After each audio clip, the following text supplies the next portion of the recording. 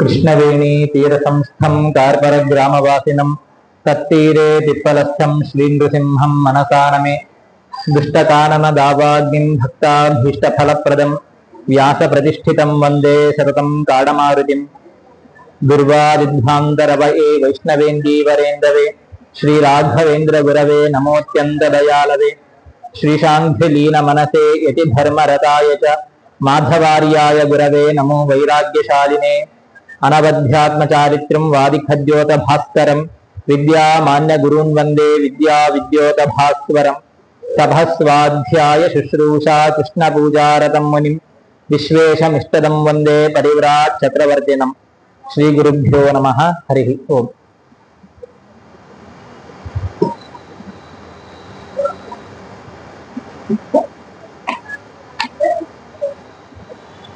ಭಗವಂತನ ಪಾದಾರವಿಂದಗಳಲ್ಲಿ ಭಕ್ತಿಪೂರ್ವಕ ನಮಸ್ಕಾರಗಳನ್ನ ಸಲ್ಲಿಸ್ತಾ, ಹಾಗೆ ಎಲ್ಲ ಗುರುಗಳಲ್ಲಿಯೂ ನೆರೆದಿರುವಂತಹ ಹಿರಿಯರಲ್ಲಿಯೂ ಕೂಡ ಭಕ್ತಿಪೂರ್ವಕ ನಮಸ್ಕಾರಗಳನ್ನ ಸಲ್ಲಿಸಿ ಇಂದಿನ ಪ್ರವಚನ ಕಾರ್ಯಕ್ರಮವನ್ನು ಪ್ರಾರಂಭ ಮಾಡ್ತಾ ಇದ್ದೇವೆ.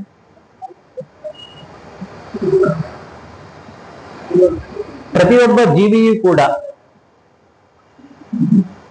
ತನ್ನ ಜನನದಿಂದ ಹಿಡಿದು ಅಂತ್ಯಕಾಲದವರೆಗೂ ಕೂಡ ತನಗೊಂದು ರಕ್ಷಣೆ ಬೇಕು ಅಂತ ಬಯಸ್ತಾನೆ. ಯಾವಾಗಲೂ ಕೂಡ ಅದು ಬಂಧು ಬಾಂಧವರಿಂದ ರಕ್ಷಣೆ ಆಗಿರಬಹುದು, ಅಂದ್ರೆ ತಂದೆ ತಾಯಿಯಿಂದ, ಅಣ್ಣ ತಮ್ಮಂದಿರಿಂದ, ಅಕ್ಕ ತಂಗಿಯರು, ಹೀಗೆ ಅಂತೂ ಬಂಧುಗಳಿಂದ ರಕ್ಷಣೆ ಆಗಿರಬಹುದು, ಆರ್ಥಿಕವಾದ ರಕ್ಷಣೆ ಆಗಿರಬಹುದು, ಸಾಮಾಜಿಕವಾದ ರಕ್ಷಣೆ ಆಗಿರಬಹುದು.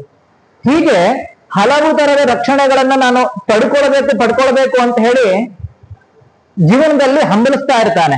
ಪ್ರತಿಯೊಂದು ಕ್ಷಣವೂ ಕೂಡ ಆ ಪ್ರಯತ್ನದಲ್ಲಿಯೇ ಆ ವ್ಯಕ್ತಿ ಕಳೀತಾ ಇರ್ತಾನೆ. ನಾವು ಗಮನಿಸಬೇಕು, ನಾನು ಯಾವುದನ್ನ ರಕ್ಷಣೆ ಅಂತ ನಾನು ಅನ್ಕೊಳ್ತಿದ್ದೀನೋ ಅದು ಸರಿಯಾದ ರಕ್ಷಣೆನಾ ಜೀವನದಲ್ಲಿ ಅಂತ ಹೇಳಿ ಅಲ್ವಾ? ಯಾಕಂತ ಹೇಳಿದ್ರೆ ನನಗೆ ತಂದೆ ತಾಯಿಗಳ ರಕ್ಷಣೆಯಾಗಿದ್ದಾರೆ ಅಂತ ಹೇಳಿದ್ರೆ ನಾನು ಜೀವನ ಪೂರ್ತಿ ಆರಾಮವಾಗಿ ಇರಬೇಕಿತ್ತು. ಆದ್ರೆ ನನಗೆ ತೊಂದರೆಗಳು ಆಗ್ತಾ ಇದೆ ಜೀವನದಲ್ಲಿ, ಅಂದ್ರೆ ಅವರು ನನಗೆ ರಕ್ಷಕರಲ್ಲ ಅನ್ನೋದು ಗೊತ್ತಾಗುತ್ತೆ. ನನ್ನಲ್ಲಿ ಹಲವಾರು ಸಂಪತ್ತಿದೆ ಅಂತ ಹೇಳಿದಾಗ್ಲೂ ಕೂಡ ನನಗೆ ಏನೋ ತೊಂದರೆ ಆಗ್ತಿದೆ ಅಂತ ಹೇಳಿದ್ರೆ ಆ ಸಂಪತ್ತು ಕೂಡ ರಕ್ಷಕ ಅಲ್ಲ ಅಂತ ನಮಗೆ ಗೊತ್ತಾಗುತ್ತೆ. ಸಮಾಜ ನಮ್ಮ ಜೊತೆ ಇದ್ದಾಗ್ಲೂ ಕೂಡ ತೊಂದರೆಗಳು ಆಗ್ತಾ ಇದೆ ಅಂತ ಹೇಳಿದ್ರೆ ಸಮಾಜವೂ ಕೂಡ ನಮ್ಮ ರಕ್ಷಣೆಯನ್ನು ಮಾಡುವಂತಹ ಸಾಮರ್ಥ್ಯ ಅದಕ್ಕಿಲ್ಲ ಅಂತ ಗೊತ್ತಾಗುತ್ತೆ. ಅಂದ್ರೆ ನಮಗೆ ರಕ್ಷಕನಾದವನು ಯಾರು? ನಾವು ಯಾರಲ್ಲಿ ಶರಣು ಹೊಂದಬೇಕು, ಯಾರಲ್ಲಿ ಶರಣು ಹೊಂದಿದಾಗ ನಾವು ಸುಖವಾಗಿರ್ಲಿಕ್ಕೆ ಜೀವನದಲ್ಲಿ, ಅಂದ್ರೆ ಯಾವಾಗ್ಲೂ ಕೂಡ ಸುಖ ಅಂತ ಬಯಸಿದ್ರೆ ಅದು ಸರಿಯಾದ ಧರ್ಮ ಅಲ್ಲ. ತೃಪ್ತಿಕರವಾದ ಜೀವನವನ್ನು ನಡೆಸಲಿಕ್ಕೆ ಯಾರು ರಕ್ಷಕನಾಗಿರ್ತಾನೆ ನಮಗೆ ಜೀವನದಲ್ಲಿ ಅಂತ ಹೇಳಿದ್ರೆ ಅದು ಭಗವಂತ ಮಾತ್ರ ಸಾಧ್ಯ. ಬೇರೊಬ್ರು ಯಾವತ್ತೂ ಕೂಡ ನಮಗೆ ರಕ್ಷಕರಾಗ್ಲಿಕ್ಕೆ ನಿನ್ನ ಯೋಗಕ್ಷೇಮಗಳನ್ನ ನಾನು ನೋಡ್ಕೊಳ್ತೀನಿ ಅಂತ ಬಾಯಿ ಮಾತಿನಿಂದ ಹೇಳಬಹುದು ಏನೋ, ಆದ್ರೆ ಆ ಭಗವಂತ ರಕ್ಷಣೆ ಮಾಡಿದ ಹಾಗೆ ಯಾರೂ ಕೂಡ ಮಾಡ್ಲಿಕ್ಕೆ ಸಾಧ್ಯ ಇಲ್ಲ ಅಂತ ಹೇಳಿ. ಯಾಕೆಂತ ಹೇಳಿದ್ರೆ ನಾವು ನೋಡಿರ್ತೇವೆ, ಪ್ರಹ್ಲಾದನಿಗೆ ಮಗುವಾದಂತಹ ಧ್ರುವನಿಗೆ ಎಷ್ಟೋ ಜನ ಭಗವದ್ ಭಕ್ತರು ಯಾರನ್ನು ನಂಬಿ ಅವರು ಗೆದ್ದರು ಅಂತ ಹೇಳಿದ್ರೆ ಅದು ಭಗವಂತನಿಂದ ನಂಬಿ ಗೆದ್ದರೆ ಹೊರತು ನಮ್ಮಂತಹ ಜೀವಿಗಳನ್ನ ನೋಡಿ ಯಾವತ್ತೂ ಕೂಡ ಗೆದ್ದಿಲ್ಲ ಅವರು. ಆದ್ರಿಂದಾಗಿ ಇವತ್ತೇನು ಈ ನಾರಾಯಣ ವರ್ಮ ಅನ್ನುವಂತಹ ವಿಚಾರವನ್ನು ನಾವು ಒಂದ್ ರೀತಿ ಚಿಂತನೆ ಮಾಡ್ತಾ ಇದ್ದೀವಿ, ಇದು ಅದ್ಭುತವಾದದ್ದು. ಯಾಕಂತ ಹೇಳಿದ್ರೆ ಭಗವಂತನೇ ನಮಗೆ ರಕ್ಷಣೆಯಾಗಿ ನಿಲ್ಲುವಂತಹ ಒಂದು ಮಂತ್ರ ಇದು. ಈ ಮಂತ್ರವನ್ನ ಪ್ರತಿನಿತ್ಯ ಯಾರು ಪಠಿಸ್ತಾರೋ ಅವರಿಗೆ ಬೇರೊಬ್ಬರ ಮುಲಾಜಿ ಬೇಕೇ ಇಲ್ಲ. ಭಗವಂತನೇ ರಕ್ಷಕನಾಗಿ, ಅಂಗರಕ್ಷಕನಾಗಿ ಬಂದು ನಿಲ್ತಾನೆ, ಆತ್ಮರಕ್ಷಣೆಯನ್ನು ಮಾಡ್ತಾನೆ, ಶರೀರದ ರಕ್ಷಣೆಯನ್ನು ಮಾಡ್ತಾನೆ, ತನಗೆ ಬೇಕಾದಂತಹ ಯಾವ್ಯಾವ ಪದಾರ್ಥಗಳಿದೆಯೋ ಅವೆಲ್ಲದರ ರಕ್ಷಣೆಯನ್ನು ಭಗವಂತ ಮಾಡ್ತಾನೆ ಅಂತ ಹೇಳಿ. ಆದ್ರಿಂದಾಗಿ ವಿಶಿಷ್ಟವಾದಂತಹ ಒಂದು ಸ್ಥಾನವನ್ನು ಪಡ್ಕೊಂಡಿರುವಂತದ್ದು ಯಾವಂತ ಹೇಳಿದ್ರೆ ನಾರಾಯಣ ವರ್ಮ ಅಂತ ಹೇಳಿ. ಅದರಿಂದ ನಾವು ಈ ನಾರಾಯಣ ವರ್ಮದ ಭಾಗವತ ಅಂತ ಹೇಳಿದ್ರೆ ಎಲ್ರಿಗೂ ಕೂಡ ಇದು ಭಾಗವತದ 6ನೇ ಸ್ಕಂಧದಲ್ಲಿ ಬರುವಂತಹ ಒಂದು ವಿಚಾರ ಇದು. ಭಾಗವತ ಅಂತ ಹೇಳಿದಾಗ ಎಲ್ರಿಗೂ ಕೂಡ ಏನನ್ಸುತ್ತೆ ಅಂತ ಹೇಳಿದ್ರೆ ಕಥೆಗಳು ಕೇಳಲಿಕ್ಕೆ ತುಂಬಾ ಚೆನ್ನಾಗಿರುತ್ತೆ ಅಂತ ಅನ್ಸುತ್ತೆ. ಆದ್ರೆ ಇದು ಕಥೆ ಮಾತ್ರ ಅಲ್ಲ, ಕಥೆ ಒಂದ್ ಸ್ವಲ್ಪ ಇರುತ್ತೆ, ಆದ್ರೆ ಭಗವಂತನ ಸ್ತೋತ್ರ ಇದು, ಮಂತ್ರನೇ ಇದು, ರಕ್ಷಣೆ ಮಾಡುವಂತಹ ಮಂತ್ರ ಇದು. ಆದ್ರಿಂದಾಗಿ ಭಗವಂತ ಎಷ್ಟು ಪ್ರೇರಣೆ ಮಾಡ್ತಾನೋ ಅಷ್ಟು ವಿಚಾರಗಳನ್ನ ಇಲ್ಲಿ ಪ್ರಸ್ತುತಪಡಿಸ್ಲಿಕ್ಕೆ ನಾನು ಪ್ರಯತ್ನವನ್ನು ಪಡ್ತೇನೆ. ನಾರಾಯಣ ವರ್ಮ ಉಪಲಬ್ಧವಾದದ್ದು ಹೇಗೆ ನಮಗೆ? ಭಾಗವತದಲ್ಲೇನೋ ಉಪಲಬ್ಧ ಆಯಿತು, ಹೇಗೆ ಉಪಲಬ್ಧ ಆಯಿತು ನಮಗೆ ಅಂತ ಹೇಳಿದಾಗ ನಮಗೆ 6ನೇ ಸ್ಕಂದದ 7ನೇ ಅಧ್ಯಾಯದಲ್ಲಿ ಇದರ ವಿಚಾರವಾಗಿ ಒಂದು ಪೀಠಿಕೆಯನ್ನು ಕೊಡ್ತಾರೆ. ಏನಂತ ಹೇಳಿದ್ರೆ, ರಾಜೋವಾಚ, ಪರೀಕ್ಷಿತ್ ರಾಜ ಪ್ರಶ್ನೆಯನ್ನು ಮಾಡ್ತಾರೆ, ಶುಕಾಚಾರ್ಯರು ಉತ್ತರ ಕೊಡ್ತಾ ಹೋಗ್ತಾರೆ. ಪರೀಕ್ಷಿತ್ ರಾಜ ಏನ್ ಕೇಳ್ತಾನೆ ಅಂತ ಹೇಳಿದ್ರೆ, ಯಸ್ಯ ಹೇತೋ ಪರಿತ್ಯಕ್ತ ಆಚಾರ್ಯೇಣಾತ್ಮ ಸ್ತುರಾಹ ಏಕದಾ ಚಕ್ಷು ಭಗವನ್ ಶಿಷ್ಯಾಣಾಮತ್ರ ಗುರೋಹೋ ಅಂತ ಹೇಳಿ. ಅಂದ್ರೆ ದೇವತೆಗಳ ಗುರು ಯಾರು ಅಂತ ಹೇಳಿದ್ರೆ ಬೃಹಸ್ಪತ್ಯಾಚಾರ್ಯರು ಅಂತ ಹೇಳಿ. ಈ ಬೃಹಸ್ಪತ್ಯಾಚಾರ್ಯರು ದೇವತೆಗಳೆಲ್ಲವನ್ನೂ ಕೂಡ ಬಿಟ್ಟು ಹೋಗ್ಲಿಕ್ಕೆ ಕಾರಣ ಏನು? ಆಮೇಲೆ ಅವ್ರ ಮೇಲೆ ದಾಳಿ ಆಗ್ಲಿಕ್ಕೆ, ದೇವತೆಗಳ ಮೇಲೆ ದಾಳಿ ಆಗ್ಲಿಕ್ಕೆ ಕಾರಣ ಏನು ಅಂತ ಪ್ರಶ್ನೆಯನ್ನು ಮಾಡ್ತಾನೆ. ದೇವತೆಗಳನ್ನ ಬೃಹಸ್ಪತ್ಯಾಚಾರ್ಯರು ಯಾಕೆ ಬಿಟ್ಟು ಹೋದ್ರು, ಬಿಟ್ಟು ಹೋದ ನಂತರ ಯಾಕೆ ಅವ್ರ ಮೇಲೆ ದಾಳಿ ಆಯ್ತು, ಹೇಗಾಯ್ತು, ಏನಾಯ್ತು ಅಂತ ಕೇಳ್ತಾನೆ. ಆಗ ಶುಕಾಚಾರ್ಯ ಹೇಳ್ತಾರೆ, ಇಂದ್ರ ಸ್ತ್ರೀ ಭುವನೈಶ್ವರ್ಯ ಮಧೋಲ್ಲಂಘಿತ ಸತ್ಪಥ ಮರಭ್ಯರ್ವಸುಭೀರುದ್ರೈರಾದಿತ್ಯ ರುಭಿರ್ನುಪ ಅಂತ ಹೇಳಿ. ಏನ್ ಹೇಳ್ತಾರೆ ಅಂತ ಹೇಳಿದ್ರೆ, ಒಮ್ಮೆ ಇಂದ್ರ ತನ್ನ ಆ ಆಸ್ಥಾನದಲ್ಲಿ ಎಲ್ಲರೂ ಅಶ್ವಿನಿ ದೇವತೆಗಳು, ವಸುಗಳು, ರುದ್ರರು, ಆದಿತ್ಯರು, ಋಭುಗಳು ಎಲ್ಲರೂ ಕೂಡ ಸೇರಿರ್ತಾರೆ. ಒಂದು ದೊಡ್ಡ ಸಭೆ ನಡೀತಾ ಇರುತ್ತೆ. ಹೇಗಿತ್ತು ಆ ಸಮಯ ಅಂತ ಹೇಳಿದ್ರೆ ಹೇಳ್ತಾರೆ, ಪಾಂಡುರೇಣ ತಪತ್ರೇಣ ಚಂದ್ರಮಂಡಲ ಚಾರುಣ ಅಂತ ಹೇಳಿ. ಆ ಇಂದ್ರನ ಶ್ವೇತ ಛತ್ರ, ಅವರಿಗಿಟ್ಟಂತಹ ಛತ್ರ ಹೇಗಿತ್ತು ಅಂತ ಹೇಳಿದ್ರೆ ಅದು ಮುಂದೆ ಚಂದ್ರಮಂಡಲವೂ ಕೂಡ ಏನೂ ಇಲ್ಲ ಅಂತೆ, ಅಷ್ಟು ಬಿಳಿಯಾಗಿ ಅಷ್ಟು ಸೊಗಸಾಗಿ ಸುಂದರವಾಗಿತ್ತು ಅಂತ ಹೇಳಿ. ಹೀಗೆ ಅವರ ಸಿಂಹಾಸನದಲ್ಲಿ ಹೆಂಡತಿ ಶಚೀದೇವಿ ಒಟ್ಟಿಗೆ ಕುತ್ಕೊಂಡಿದ್ದಾನೆ. ಎಲ್ಲ ಋಷಿಗಳು, ದೇವತೆಗಳು, ಆ ದೇವಗಳ ಎಲ್ಲವೂ ಕೂಡ ಇದೆ. ಒಂದು ದೊಡ್ಡ ಸಭೆ ನಡೀತಾ ಇದೆ. ಆಗಲ್ಲಿಗೆ ಬೃಹಸ್ಪತ್ಯಾಚಾರ್ಯರು ಬರ್ತಾರೆ. ಬೃಹಸ್ಪತ್ಯಾಚಾರ್ಯರು ಬಂದಾಗ ಎಲ್ಲರೂ ಕೂಡ ಅವ್ರು ನೋಡಿದ್ರು ಕೂಡ ಯಾವ ಆದರ ಆತಿಥ್ಯಗಳನ್ನು ಕೂಡ ಮಾಡೋದಿಲ್ಲ.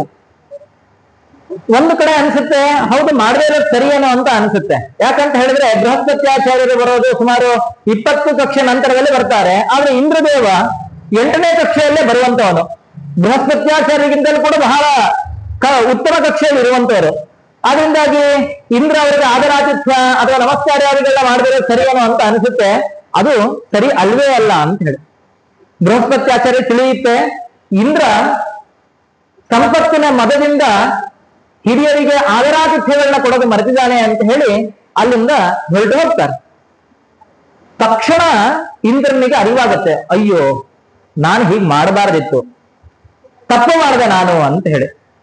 ಪರಿಹೇವ ಪ್ರತಿಬುದ್ಧೇಂದ್ರೋ ಗುರು ಹೇಳನಾತ್ಮನಃ ಗರ್ಹಯಾಮಾಸ ಸದಸಿ ಸ್ವಯಂ ಆತ್ಮಾನಮಾತ್ಮನ ಅಂತ ಹೇಳಿ ತಾನೇ ಬೈಕೊಡ್ತಾನಂತೆ. ಮಾಡಬಾರ್ದ ತಪ್ಪನ್ನು ಮಾಡಿಬಿಟ್ಟೆ, ಗುರುನಿಂದೇನ ನಾನು ಮಾಡಿಬಿಟ್ಟೆ ಅಂತ ಹೇಳಿ. ಅಹೋಪಗಮಯ ಸಾಧು ಕುಟುಂಬೈ ದಭ್ರ ಬುದ್ಧಿನ ಎನ್ನೈಶ್ವರ್ಯ ಮತ್ತೇನ ಗುರು ಸದಸಿ ಕಾಕೃತಃ. ಈ ಐಶ್ವರ್ಯದ ಮಗನಿಗೆ ನಾನು ಹೀಗೆ ಮಾಡಿಬಿಟ್ಟೆ, ಹೀಗೆ ಮಾಡಬಾರ್ದಿತ್ತು ಅಂತ ಹೇಳಿ. ಯಾಕೆ ಅಂತ ಹೇಳಿದ್ರೆ ಅವನೇ ಅನ್ಕೊಳ್ತಾನೆ ಪಾಪ.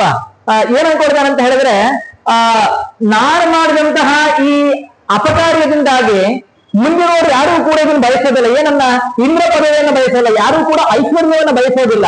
ಐಶ್ವರ್ಯದ ಮಗನ್ನ ಇಂದ್ರ ಹೀಗೆ ಮಾಡಿಬಿಟ್ನಲ್ಲ, ನಾವು ಮುಂದೆ ಹೀಗೆ ಮಾಡಿಬಿಟ್ರೆ ಹೇಗೆ ಅಂತ ಹೇಳಿ ಯಾರೂ ಕೂಡ ಸುಖವನ್ನೇ ಬಯಸೋದಿಲ್ಲ ಅಂತ ಹೇಳಿ. ಅಷ್ಟೇ ಅಲ್ಲ, ಏ ಪಾರಮೇಷ್ಠ ಭೀಷಣಮಧಿತಿಷ್ಠನ್ನ ಕಂಚನ ಪ್ರತ್ಯುತಿಷ್ಠೇದಿತಿ ಬ್ರೂಯುಹು ಧರ್ಮಂತೇನ ಪರಂ ವಿದುಹು. ಇದು ಯಾರಾದ್ರೂ ಸರಿ ಅಂತ ಹೇಳ್ತಾರೆ ಅಂತ ಹೇಳಿದ್ರೆ ಅದು ಧರ್ಮವೇ ಅಲ್ಲ, ಅವನು ಧಾರ್ಮಿಕನೇ ಅಲ್ಲ, ಅದನ್ನ ನೀವ್ಯಾರು ಕೂಡ ನಂಬ್ಲಿಕ್ಕೆ ಹೋಗ್ಬೇಡಿ ಅಂತ ಹೇಳ್ತಾನೆ. ಯಾಕಂತ ಹೇಳಿದ್ರೆ ಈ ಮಾತನ್ನು ನಂಬಿದ್ರೆ ನೀವು ಕಲ್ಲಿನ ದೋಣಿಯಲ್ಲಿ ನದಿಯಲ್ಲಿ ಹೋದ ಹಾಗೆ ಅಂತ ಹೇಳಿ. ಕಲ್ಲಿನ ದೋಣಿಯಲ್ಲಿ ನದಿಯಲ್ಲಿ ಹೋದ್ರೆ ಏನಾಗುತ್ತೆ, ಅಧಪಾತ ಆಗುತ್ತೆ. ಹಾಗಾಗಿ ಇದು ಧರ್ಮ ಮಾರ್ಗ ಅಲ್ಲ. ಇದು ನೀವು ಕೂಡ ಗುರುಗಳ ನಿಂದೆನ ಮಾಡಿದ್ರೆ ಅಧಪತನಕ್ಕೆ ಒಳಗಾಗ್ತೀರಿ. ಆದ್ರಿಂದಾಗಿ ಗುರುಗಳ ನಿಂದನೆಯನ್ನು ಮಾಡಬೇಡಿ ಅಂತ ಹೇಳ್ತಾನೆ. ತಕ್ಷಣ ಏನ್ ಮಾಡ್ಬೇಕು, ಎಲ್ರೂ ಕೂತು ಸಮಾಲೋಚನೆ ಮಾಡ್ತಾರೆ. ದೇವತೆಗಳು, ಇಂದ್ರ ಎಲ್ರು ಕೂತು ಏನ್ ಮಾಡೋದೊಂದು ವಿಚಾರ ಮಾಡಿದಾಗ ಕೊನೆಗೆ ಬ್ರಹ್ಮದೇವರ ಹತ್ರ ಹೋಗ್ತಾರೆ. ಬ್ರಹ್ಮದೇವರ ಹತ್ರ ಹೋದಾಗ ಬ್ರಹ್ಮದೇವರು ಹೇಳ್ತಾರೆ, ಇಷ್ಟೊತ್ತಿಗಾಗ್ಲೇ ಏನ್ ಸಮಸ್ಯೆ ಏನಾಗಿತ್ತು ಅಂತ ಹೇಳಿದ್ರೆ ಬ್ರಹ್ಮದೇವರ ಹತ್ರ ಹೋಗೋಕ್ಕಿಂತ ಮುಂಚೆ ಈ ವಿಚಾರ ಎಲ್ಲ ಅಸುರರಿಗೆ ತಿಳಿದಿತ್ತು. ಓ, ಇವನು ಗುರುವಿಂದನೆಯನ್ನ ಮಾಡಿ ಗುರುಗಳಿಂದ ದೂರ ಆಗಿದ್ದಾನೆ ಇಂದ್ರ ಅಂತ ಹೇಳಿ, ಇದು ಸರಿಯಾದ ಸಮಯ ನಮಗೆ ಅಂತ ಹೇಳಿ, ಇದು ಬಹಳ ಸರಿಯಾದ ಸಮಯ ಇದು. ಹಾಗಾಗಿ ತಕ್ಷಣ ಶುಕ್ರಾಚಾರ್ಯರ ಹತ್ರ ಹೋಗಿ ಅವ್ರ ಹತ್ರ ಒಂದು ಒಳ್ಳೆ ಮಂತ್ರಶಕ್ತಿಯನ್ನ ಪಡೆದುಕೊಂಡು ಎಲ್ಲಾ ದೇವತೆಗಳನ್ನು ದಾಳಿ ಮಾಡ್ತಾರೆ. ದಾಳಿ ಮಾಡಿ ದೇವತೆಗಳ ಕೈಕಾಲು ಕತ್ತರಿಸ್ಬಿಡ್ತಾರಂತೆ. ಏನು ಮಾಡ್ಲಿಕ್ಕೆ ಆಗೋದಿಲ್ಲ ಅವರಿಗೆ. ಯಾಕಂತ ಹೇಳಿದ್ರೆ ಗುರುಶಕ್ತಿಯೇ ಅವರ ಜೊತೆಗಿಲ್ಲ. ಹಾಗಾಗಿ ಸೋತು ಸುಣ್ಣರಾಗಿ ಕೊನೆ ಬ್ರಹ್ಮದೇವರ ಹತ್ರ ಪ್ರಾರ್ಥನೆ ಮಾಡ್ತಾರೆ. ಹೀಗಾಗ್ಬಿಡ್ತು ಅಂತ ಬ್ರಹ್ಮದೇವರ ಹತ್ರ ಹೇಳಿದಾಗ ಬ್ರಹ್ಮದೇವರು ಹೇಳ್ತಾರೆ, ಅಹೋಪತ ಸುರಶ್ರೇಷ್ಠ ಜಗದ್ಬ್ರಹ್ಮ ಕೃತಂ ಮಹತ್ ಬ್ರಹ್ಮಿಷ್ಠಂ ಬ್ರಾಹ್ಮಣಂ ದಾಂತಂ ಐಶ್ವರ್ಯಾನ್ನ ಧನಂಜತ ಅಂತ ಹೇಳಿ, ನೀವು ದೊಡ್ಡ ತಪ್ಪು ಮಾಡ್ಬಿಟ್ರಿ. ನೀವು ಏನಾದ್ರೂ ಸಹಿಸ್ಕೊಳ್ಬಹುದು, ಸರಿ ಮಾಡಬಹುದು. ಗುರುಗಳ ನಿಂದನೆ ಅನ್ನೋದು ಬಹಳ ಕೆಟ್ಟ ಕಾರ್ಯ, ಅದನ್ನ ನೀವು ಮಾಡಿಬಿಟ್ರಿ. ಹಾಗಾಗಿ ನಿಮ್ಮ ಸಂಪತ್ತೆಲ್ಲವೂ ಕೂಡ ನಾಶ ಆಗಿ ಅಸುರರ ದಾಳಿಗೆ ನೀವು ಒಳಗಾಗಿದ್ದೀರಿ ಅಂತ ಹೇಳಿ ಒಂದು ಮಾತು ಹೇಳ್ತಾರೆ ಬ್ರಹ್ಮದೇವರು. ಅದ್ಭುತವಾದ ಮಾತು. ನಮಗೂ ಕೂಡ ಅಂದ್ರೆ ಈಗಿನ ರಾಜರಿಗಾಗಿರಬಹುದು ಅಥವಾ ಪ್ರಜಾಪ್ರಭುತ್ವ ಅಂದ್ರೆ ಪ್ರಜೆಗಳೇ ರಾಜರು, ನಮಗೂ ಕೂಡ ಏನು ಸಮಸ್ಯೆಗಳಾಗ್ತಾ ಇದೆ ಅಂತ ಹೇಳಿದ್ರೆ ಅದಕ್ಕೆ ಏನ್ ಕಾರಣ ಇರಬಹುದು ಅನ್ನೋದಕ್ಕೆ ಬ್ರಹ್ಮದೇವರು ಹೇಳ್ತಾರೆ, ತ್ರಿವಿಷ್ಟಪಂ ಕಿಂ ಗಣಯಂತ್ಯ ಭೇದ್ಯಂ ಮಂತ್ರ ಭೃಗೂಣ ಮನುಶಿಕ್ಷಿತಾರ್ಥ. ಮುಂದೆ ಒಳ್ಳೆ ಮಾತಿದು. ನ ವಿಪ್ರ ಗೋವಿಂದ ಗವೀಶ್ವರಾಣ ಭವಂತ್ಯ ಭದ್ರಾಣಿ ನರೇಶ್ವರಾಣಾಂ ಅಂತ ಹೇಳಿ. ಅಂದ್ರೆ ನಮಗೆ ಈಗ ಅನಿಸ್ತಿರುತ್ತೆ, ಇದು ಅಧ್ಯಯನ ಮಾಡ್ಬೇಕಾದ್ರೆ ಅನಿಸುತ್ತೆ, ಓ ನಮಗ್ ಕಷ್ಟ ಬರ್ತಾ ಇದೆ ಅಂದ್ರೆ ಇದು ಕಾರಣ ಇರಬಹುದು ಅಂತೇಳಿ. ಒಬ್ಬ ರಾಜನಿಗೆ ಅಭದ್ರತೆ ಯಾವಾಗ ಕಾಡುತ್ತೆ ಜೀವನದಲ್ಲಿ ಅಂತ ಹೇಳಿದ್ರೆ ಅದನ್ನ ಬ್ರಹ್ಮದೇವರು ಹೇಳಿದ್ರು, ನ ವಿಪ್ರ ಗೋವಿಂದ ಗವೀಶ್ವರಾಣ ಭವಂತ್ಯ ಭದ್ರಾಣಿ ನರೇಶ್ವರಾಣ. ಪ್ರತಿಯೊಬ್ಬ ರಾಜನಿಗೂ ಕೂಡ ಅಭದ್ರತೆ ದಾಳಿಗಳು ಯಾವಾಗ ಆಗತ್ತೆ ಅಂತ ಹೇಳಿದ್ರೆ ಅವನು ಗುರು ಪೂಜೆಯನ್ನ ಮಾಡ್ತಾ ಇಲ್ಲ, ವಿಪ್ರರ ಪೂಜೆಯನ್ನ ಗೋವಿಂದನ ಪೂಜೆಯನ್ನ ಯಾವಾಗ ಮಾಡ್ತಾ ಇಲ್ವೋ ಅವನಿಗೆ ಅಭದ್ರತೆ ಕಾರಣಕ್ಕೆ ಪ್ರಾರಂಭ ಆಗುತ್ತೆ ಅಂತ ಹೇಳ್ತಾರೆ ಬ್ರಹ್ಮದೇವರು. ಅಂದ್ರೆ ನಮಗೆಲ್ರಿಗೂ ಕೂಡ ಏನೋ ಒಂದು ತೊಂದರೆ ಆಗ್ತಾ ಇದೆ ಅಂತ ಹೇಳಿದ್ರೆ ಒಂದು ಗುರುಗಳಿಗೆ ಅಪಮಾನ ಮಾಡಿರ್ತೀವಿ, ಗುರುಗಳಿಗೆ ನೀಡಬೇಕಾದಂತಹ ಗೌರವವನ್ನು ನಾವು ನೀಡಿರೋದಿಲ್ಲ, ಅಥವಾ ಗೋಪೂಜೆಯನ್ನ ಮಾಡಿರೋದಿಲ್ಲ, ಅಥವಾ ಬ್ರಾಹ್ಮಣರ ಆರಾಧನೆಯನ್ನ ನಾವು ಮಾಡಿರೋದಿಲ್ಲ ಅಂತ ನಾವು ಅಂದ್ಕೊಳ್ಬೇಕು. ಆ ಭಗವಂತನಲ್ಲಿ ಪ್ರಾರ್ಥನೆ ಮಾಡೋದು ಬ್ರಹ್ಮದೇವರು ಹೇಳ್ತಿದ್ದಾರೆ ಅಂತ ಹೇಳಿದ್ರೆ ಎಲ್ಲವೂ ಕೂಡ ಪರಮ ಸತ್ಯ ಇದೆ. ನಾವು ಜೀವನದಲ್ಲಿ ಅಳವಡಿಸ್ಕೊಳ್ಬೇಕು ಇದನ್ನ. ಹೀಗ್ ಮಾಡಿದ್ದೇ ಆದ್ರೆ ನಮಗ್ ಜೀವನದಲ್ಲಿ ಕಷ್ಟಗಳೇ ಬರೋದಿಲ್ಲ ಅಂತ ಹೇಳಲ್ಲ, ಕಷ್ಟಗಳೇ ಬರಬಹುದು, ಆದ್ರೆ ಅದನ್ನ ಎದುರಿಸುವ ಶಕ್ತಿಯನ್ನ ಭಗವಂತ ನಮಗ್ ಕೊಡ್ತಾನೆ ಅಂತ ಹೇಳಿ. ಆದ್ರಿಂದಾಗಿ ನಾವು ಜೀವನದಲ್ಲಿ ಏನಾದ್ರು ಕಷ್ಟಗಳು ನಮಗ್ ಬರ್ತಾ ಇದೆ ಅಂತ ಹೇಳಿದ್ರೆ ನಾವು ಯೋಚನೆ ಮಾಡಬೇಕು, ಯಾರಾದ್ರೂ ಗುರುಗಳಿಗೆ ನಿಂದನೆ ಮಾಡಿದ್ವಾ, ಗೋವಿಗೆ ತೊಂದರೆ ಮಾಡಿದ್ವಾ, ಅಥವಾ ಗೋಪೂಜೆಯನ್ನ ಗೋವಿನ ಆರಾಧನೆಯನ್ನು ನಾವು ಸರಿಯಾಗಿ ಮಾಡ್ತಾ ಇಲ್ವಾ, ಅಥವಾ ಬ್ರಾಹ್ಮಣ ಆರಾಧನೆಯನ್ನು ನಾವು ಸರಿಯಾಗಿ ಮಾಡ್ತಿಲ್ವಾ ಅಂತ ಹೇಳಿ ಯೋಚನೆ ಮಾಡಿ ನಾವು ಯಾವುದರಿಂದ ವಂಚಿತರಾಗಿದ್ದೇವೋ ಅದರಲ್ಲಿ ನಾವು ಪ್ರವೃತ್ತರಾಗಬೇಕು ತಕ್ಷಣ. ಆಗ ನಾವು ಮತ್ತೆ ಜೀವನದಲ್ಲಿ ಏಳಿಗೆಯ ಹಾದಿಯಲ್ಲಿ ಹೋಗ್ಲಿಕ್ಕೆ ಸಾಧ್ಯವಾಗತ್ತೆ ಅಂತ ಹೇಳಿ. ಹಾಗೆ ಆಗ್ತಿದೆ ಅಂತ ನಾನು ಅನ್ಕೊಳ್ತೀನಿ. ಈಗಿನ ನಮ್ಮ ಸಮಾಜದಲ್ಲಿ ಯಾರ ಮನೆಯಲ್ಲೂ ಕೂಡ ಹಸುಗಳಿಲ್ಲ, ಇವರೇ ನಮ್ಮ ಗುರುಗಳು ಅಂತ ಹೇಳಿ ಒಬ್ಬ ಗುರುಗಳ ಆರಾಧನೆಯನ್ನು ನಾವು ಮಾಡೋದಿಲ್ಲ, ಬ್ರಾಹ್ಮಣರ ಆರಾಧನೆಯನ್ನ ಮಾಡೋದಿಲ್ಲ. ಅಂದ್ರೆ ನಾ ಏನ್ ಹೇಳ್ತಾ ಇದ್ದೀನಿ ಅಂತ ಹೇಳಿದ್ರೆ, ನಮ್ ಕಡೆ ಎಲ್ಲ ತುಂಬಾ ಅದು ಕುಲಪುರೋಹಿತರು ಅಂತ ನಾವು ತುಂಬಾ ನಡ್ಕೊಳ್ತೀವಿ. ನಾವೇನ್ ಮಾಡ್ತೀವಿ ಅಂತ ಹೇಳಿದ್ರೆ ಏನೋ ಒಂದ್ ಸ್ವಲ್ಪ ಏನೋ ತೊಂದರೆ ಆಯ್ತು ಅಂದ ತಕ್ಷಣ ಈಗ ನಮ್ ಕುಲಪುರೋಹಿತರು ಸರಿ ಇಲ್ಲ ಅಂತ ಹೇಳಿ ಮತ್ತೊಬ್ರು ಯಾರಿಗೋ ನಾವು ಕರೆದು ಬಿಡ್ತೀವಿ. ಅದು ಒಂದು ಗುರುನಿಂದೆ ಮಾಡಿದ ಹಾಗೇನೆ. ಹಾಗಾಗಿ ಏನೇ ತೊಂದರೆಗಳಿದ್ರು ಕೂಡ ಕುಳಿತುಕೊಂಡು ಬಗೆಹರಿಸಿಕೊಳ್ಬೇಕೆ ಹೊರತು ಅವರಿಗೆ ಅಗೌರವ ತೋರಿದ್ದಾದ್ರೆ ನಮ್ಮ ಏಳಿಗೆಗೆ ಅದು ಒಳ್ಳೇದಲ್ಲ ಅಂತ ಹೇಳಿ ಅದನ್ನ ಇಲ್ಲಿ ಇಂದ್ರ ಮಾಡಿದ. ಅಂದ್ರೆ ಇದೆಲ್ಲವೂ ಕೂಡ ಏನಂತ ಹೇಳಿದ್ರೆ ಇಂದ್ರನಿಗೆ ಇದೆಲ್ಲವೂ ಗೊತ್ತಿರ್ಲಿಲ್ವಾ ಅಂತ ಹೇಳಿದ್ರೆ ಗೊತ್ತಿದೆ, ಆದ್ರೆ ಅವರ ನಡೆ ನುಡಿಗಳಿಂದ ನಮಗೆಲ್ರಿಗೂ ಕೂಡ ಉಪದೇಶ ಕೊಡಬೇಕಾಗಿದೆ ಭಾಗವತದ ಮೂಲಕ. ಆದ್ರಿಂದಾಗಿ ಇದನ್ನೆಲ್ಲವನ್ನು ಕೂಡ ಮಾಡ್ತಿದ್ದಾರೆ. ಈ ಉಪದೇಶ ನಮಗೆ ಏನಂತ ಹೇಳಿದ್ರೆ ಮನಸ್ಸಿಗೆ ಮುಟ್ಟಿತು ಅಂತ ಹೇಳಿದ್ರೆ ಆಗ ಈ ಶ್ರವಣ ಸಾರ್ಥಕವಾಗುತ್ತೆ ಅಂತ ಹೇಳಿ ಹೀಗೆ ಬ್ರಹ್ಮದೇವರು ಹೇಳಿದ್ರು. ಹೇಳಿದ ಮೇಲೆ ಏನ್ ಮಾಡ್ಬೇಕು, ಏನ್ ಸಮಸ್ಯೆ ಪರಿಹಾರ ಏನು ಅಂತ ಹೇಳಿದ್ರೆ ಬ್ರಹ್ಮದೇವರು ಹೇಳ್ತಾರೆ, ತದ್ವಿಶ್ವರೂಪಂ ಭಜತಾಶು ವಿಪ್ರಂ ತಪಸ್ವಿನಂ ತ್ವಾಷ್ಟ್ರಮಥಾತ್ಮವಂತಂ ಸಭಾಜಿತೋರ್ಥಾನ್ ಸ ವಿಭಾಸ್ಯತೇವೋ ಯದಿಕ್ಷಮಧ್ವಂ ಯದು ತಾಸ್ಯ ಕರ್ಮ ಅಂತ ಹೇಳಿ ತಕ್ಷಣ ಈಗಲೇ ಹೋಗ್ರಿ ನೀವು ವಿಶ್ವರೂಪನನ್ನ ಭೇಟಿಯಾಗಿ ಅಂತ ಹೇಳ್ತಾರೆ. ವಿಶ್ವರೂಪ ಯಾರು ಅಂತ ಹೇಳಿದ್ರೆ ತ್ವಷ್ಟೃ ಪ್ರಜಾಪತಿ ಹಾಗೂ ರಚನೆ ಎಂಬಂತಹ ದಂಪತಿಗಳ ಸುಪುತ್ರ. ತಕ್ಷಣ ಹೋಗ್ರಿ ಈಗ್ಲೇ ಅವನನ್ನ ಭೇಟಿಯಾಗ್ರಿ ನೀವು ಅಂತ ಹೇಳಿ. ಎಂತ ಅಂದ್ರೆ ಈ ಕಾಂಬಿನೇಷನ್ ತುಂಬಾ ಚೆನ್ನಾಗಿದೆ. ತ್ವಷ್ಟೃ ಪ್ರಜಾಪತಿ ಈ ದೇವಗಣದಲ್ಲಿ ಋಷಿಗಣದಲ್ಲಿ ಬರುವಂತವರು, ಆದ್ರೆ ರಚನೆ ಋಷಿ ಮಗಳಲ್ಲ ಅವಳು, ಹೊರತು ರಾಕ್ಷಸರ ಗಣದಲ್ಲಿ ಬರುವಂತವಳು. ಇಂತಹ ಒಂದು ದಂಪತಿಗಳ ಪುತ್ರನಾಗಿ ಹುಟ್ಟಿದವರು ವಿಶ್ವರೂಪಾಚಾರ್ಯರು ಅಂತ ಹೇಳಿ. ಈ ವಿಶ್ವರೂಪಾಚಾರ್ಯನ ತಕ್ಷಣ ಹೋಗಿ ನೀವು ಭೇಟಿ ಮಾಡಿ. ಆದ್ರೆ ಅವರು ಅಸುರರ ಪಕ್ಷಪಾತಿಗಳು. ಯಾಕೆ ಅಸುರರ ಪಕ್ಷಪಾತಿಗಳು ಅಂತ ಹೇಳಿದ್ರೆ, ತಾಯಿ ಅಸುರ ವಂಶದಲ್ಲಿ ಬಂದವರು, ಸ್ವಲ್ಪ ಅಸುರರ ಬಗ್ಗೆಯೂ ಕೂಡ ಅವರಿಗೆ ಒಲವಿದೆ, ಇದನ್ನು ನೀವು ಸ್ವಲ್ಪ ಅಡ್ಜಸ್ಟ್ ಮಾಡ್ಕೊಳ್ಬೇಕು ಅಂತ ದೇವತೆಗಳಿಗೆ ಬ್ರಹ್ಮದೇವರು ಹೇಳೋದು. ಏನಿಲ್ಲ, ನಿಮ್ಮ ಸಮಸ್ಯೆ ಪರಿಹಾರ ವಿಶ್ವರೂಪನನ್ನ ಭೇಟಿಯಾಗಿ, ಆದ್ರೆ ಅಸುರರ ಪಕ್ಷಪಾತಿ ಅದರಿಂದಾಗಿ ನೀವು ಅದನ್ನು ಸ್ವಲ್ಪ ಸಹಿಸಿಕೊಂಡು ಅವರನ್ನ ಪ್ರಾರ್ಥನೆ ಮಾಡಿಕೊಂಡು ನಿಮ್ಮ ಸಮಸ್ಯೆಯಿಂದ ಹೊರಬನ್ನಿ ಅಂತ ಹೇಳಿ ಬ್ರಹ್ಮದೇವರು ದೇವತೆಗಳಿಗೆ ಹೇಳ್ತಾರೆ. ತಕ್ಷಣ ಈ ಇಂದ್ರ ಎಲ್ಲಾ ದೇವತೆಗಳನ್ನ ಕರೆದುಕೊಂಡು ವಿಶ್ವರೂಪಾಚಾರ್ಯರಲ್ಲಿ ಹೋಗಿ ಹೇಳ್ತಾನೆ. ಏನಂತ? ವಯಂ ತೇ ವಿಧಯ ಪ್ರಾಪ್ತ ಆಶ್ರಮಂ ಭದ್ರಮಸ್ತುತೆ ಕಾಮ ಸಂಪಾದ್ಯತಾಂ ತಾತ ಪಿತॄಣಾಂ ಸಮಯೋಚಿತಃ ಅಂತ ಹೇಳಿ. ನಿನ್ನ ಆಶ್ರಮಕ್ಕೆ ನಾವೆಲ್ಲರೂ ಕೂಡ ಅತಿಥಿಗಳಾಗಿ ಬಂದಿದ್ದೀವಿ. ಕಾಮ ಸಂಪಾದ್ಯತಾಂ ತಾತ ಪಿತॄಣಾಂ ಸಮಯೋಚಿತಃ, ನಿನ್ನ ಪಿತೃಗೆ ಸಮಾನರಾದವರು ನಾವೆಲ್ಲರೂ ಕೂಡ. ಅಂದ್ರೆ ಪಿತೃಗೆ ಸಮಾನರಾದವರು ಅಂತ ಹೇಳುವುದರ ಮುಖಾಂತರ ನಮಗೇನ್ ಗೊತ್ತಾಗುತ್ತೆ ಅಂತ ಹೇಳಿದ್ರೆ, ಇಂದ್ರ ದೇವರಿಗಿಂತಲೂ ಕೂಡ ತುಂಬಾ ಚಿಕ್ಕವರು ವಿಶ್ವರೂಪಾಚಾರ್ಯರು ಅನ್ನೋದು ನಮಗ್ ಗೊತ್ತಾಗುತ್ತೆ. ಹೇಳಿ ಕಾಮ ಸಂಪಾದ್ಯದ, ನಾವೇನನ್ನ ಬಯಸಿಕೊಂಡು ಬಂದಿದ್ದೇವಲ್ಲ ಅದನ್ನ ನೀನು ಪೂರ್ಣ ಮಾಡಪ್ಪ ಅಂತ ಪ್ರಾರ್ಥನೆ ಮಾಡ್ತಾ ಇದ್ದಾರೆ. ಪುತ್ರಾಣಾಂ ಹಿ ಪರೋ ಧರ್ಮ ಪಿತೃಶುಶ್ರೂಷಣಂ ಸತಾ ಅಪಿ ಪುತ್ರವತಾಂ ಬ್ರಹ್ಮನ್ ಕಿಮುತ ಬ್ರಹ್ಮಚಾರಿಣ ಅಂತ ಹೇಳಿ.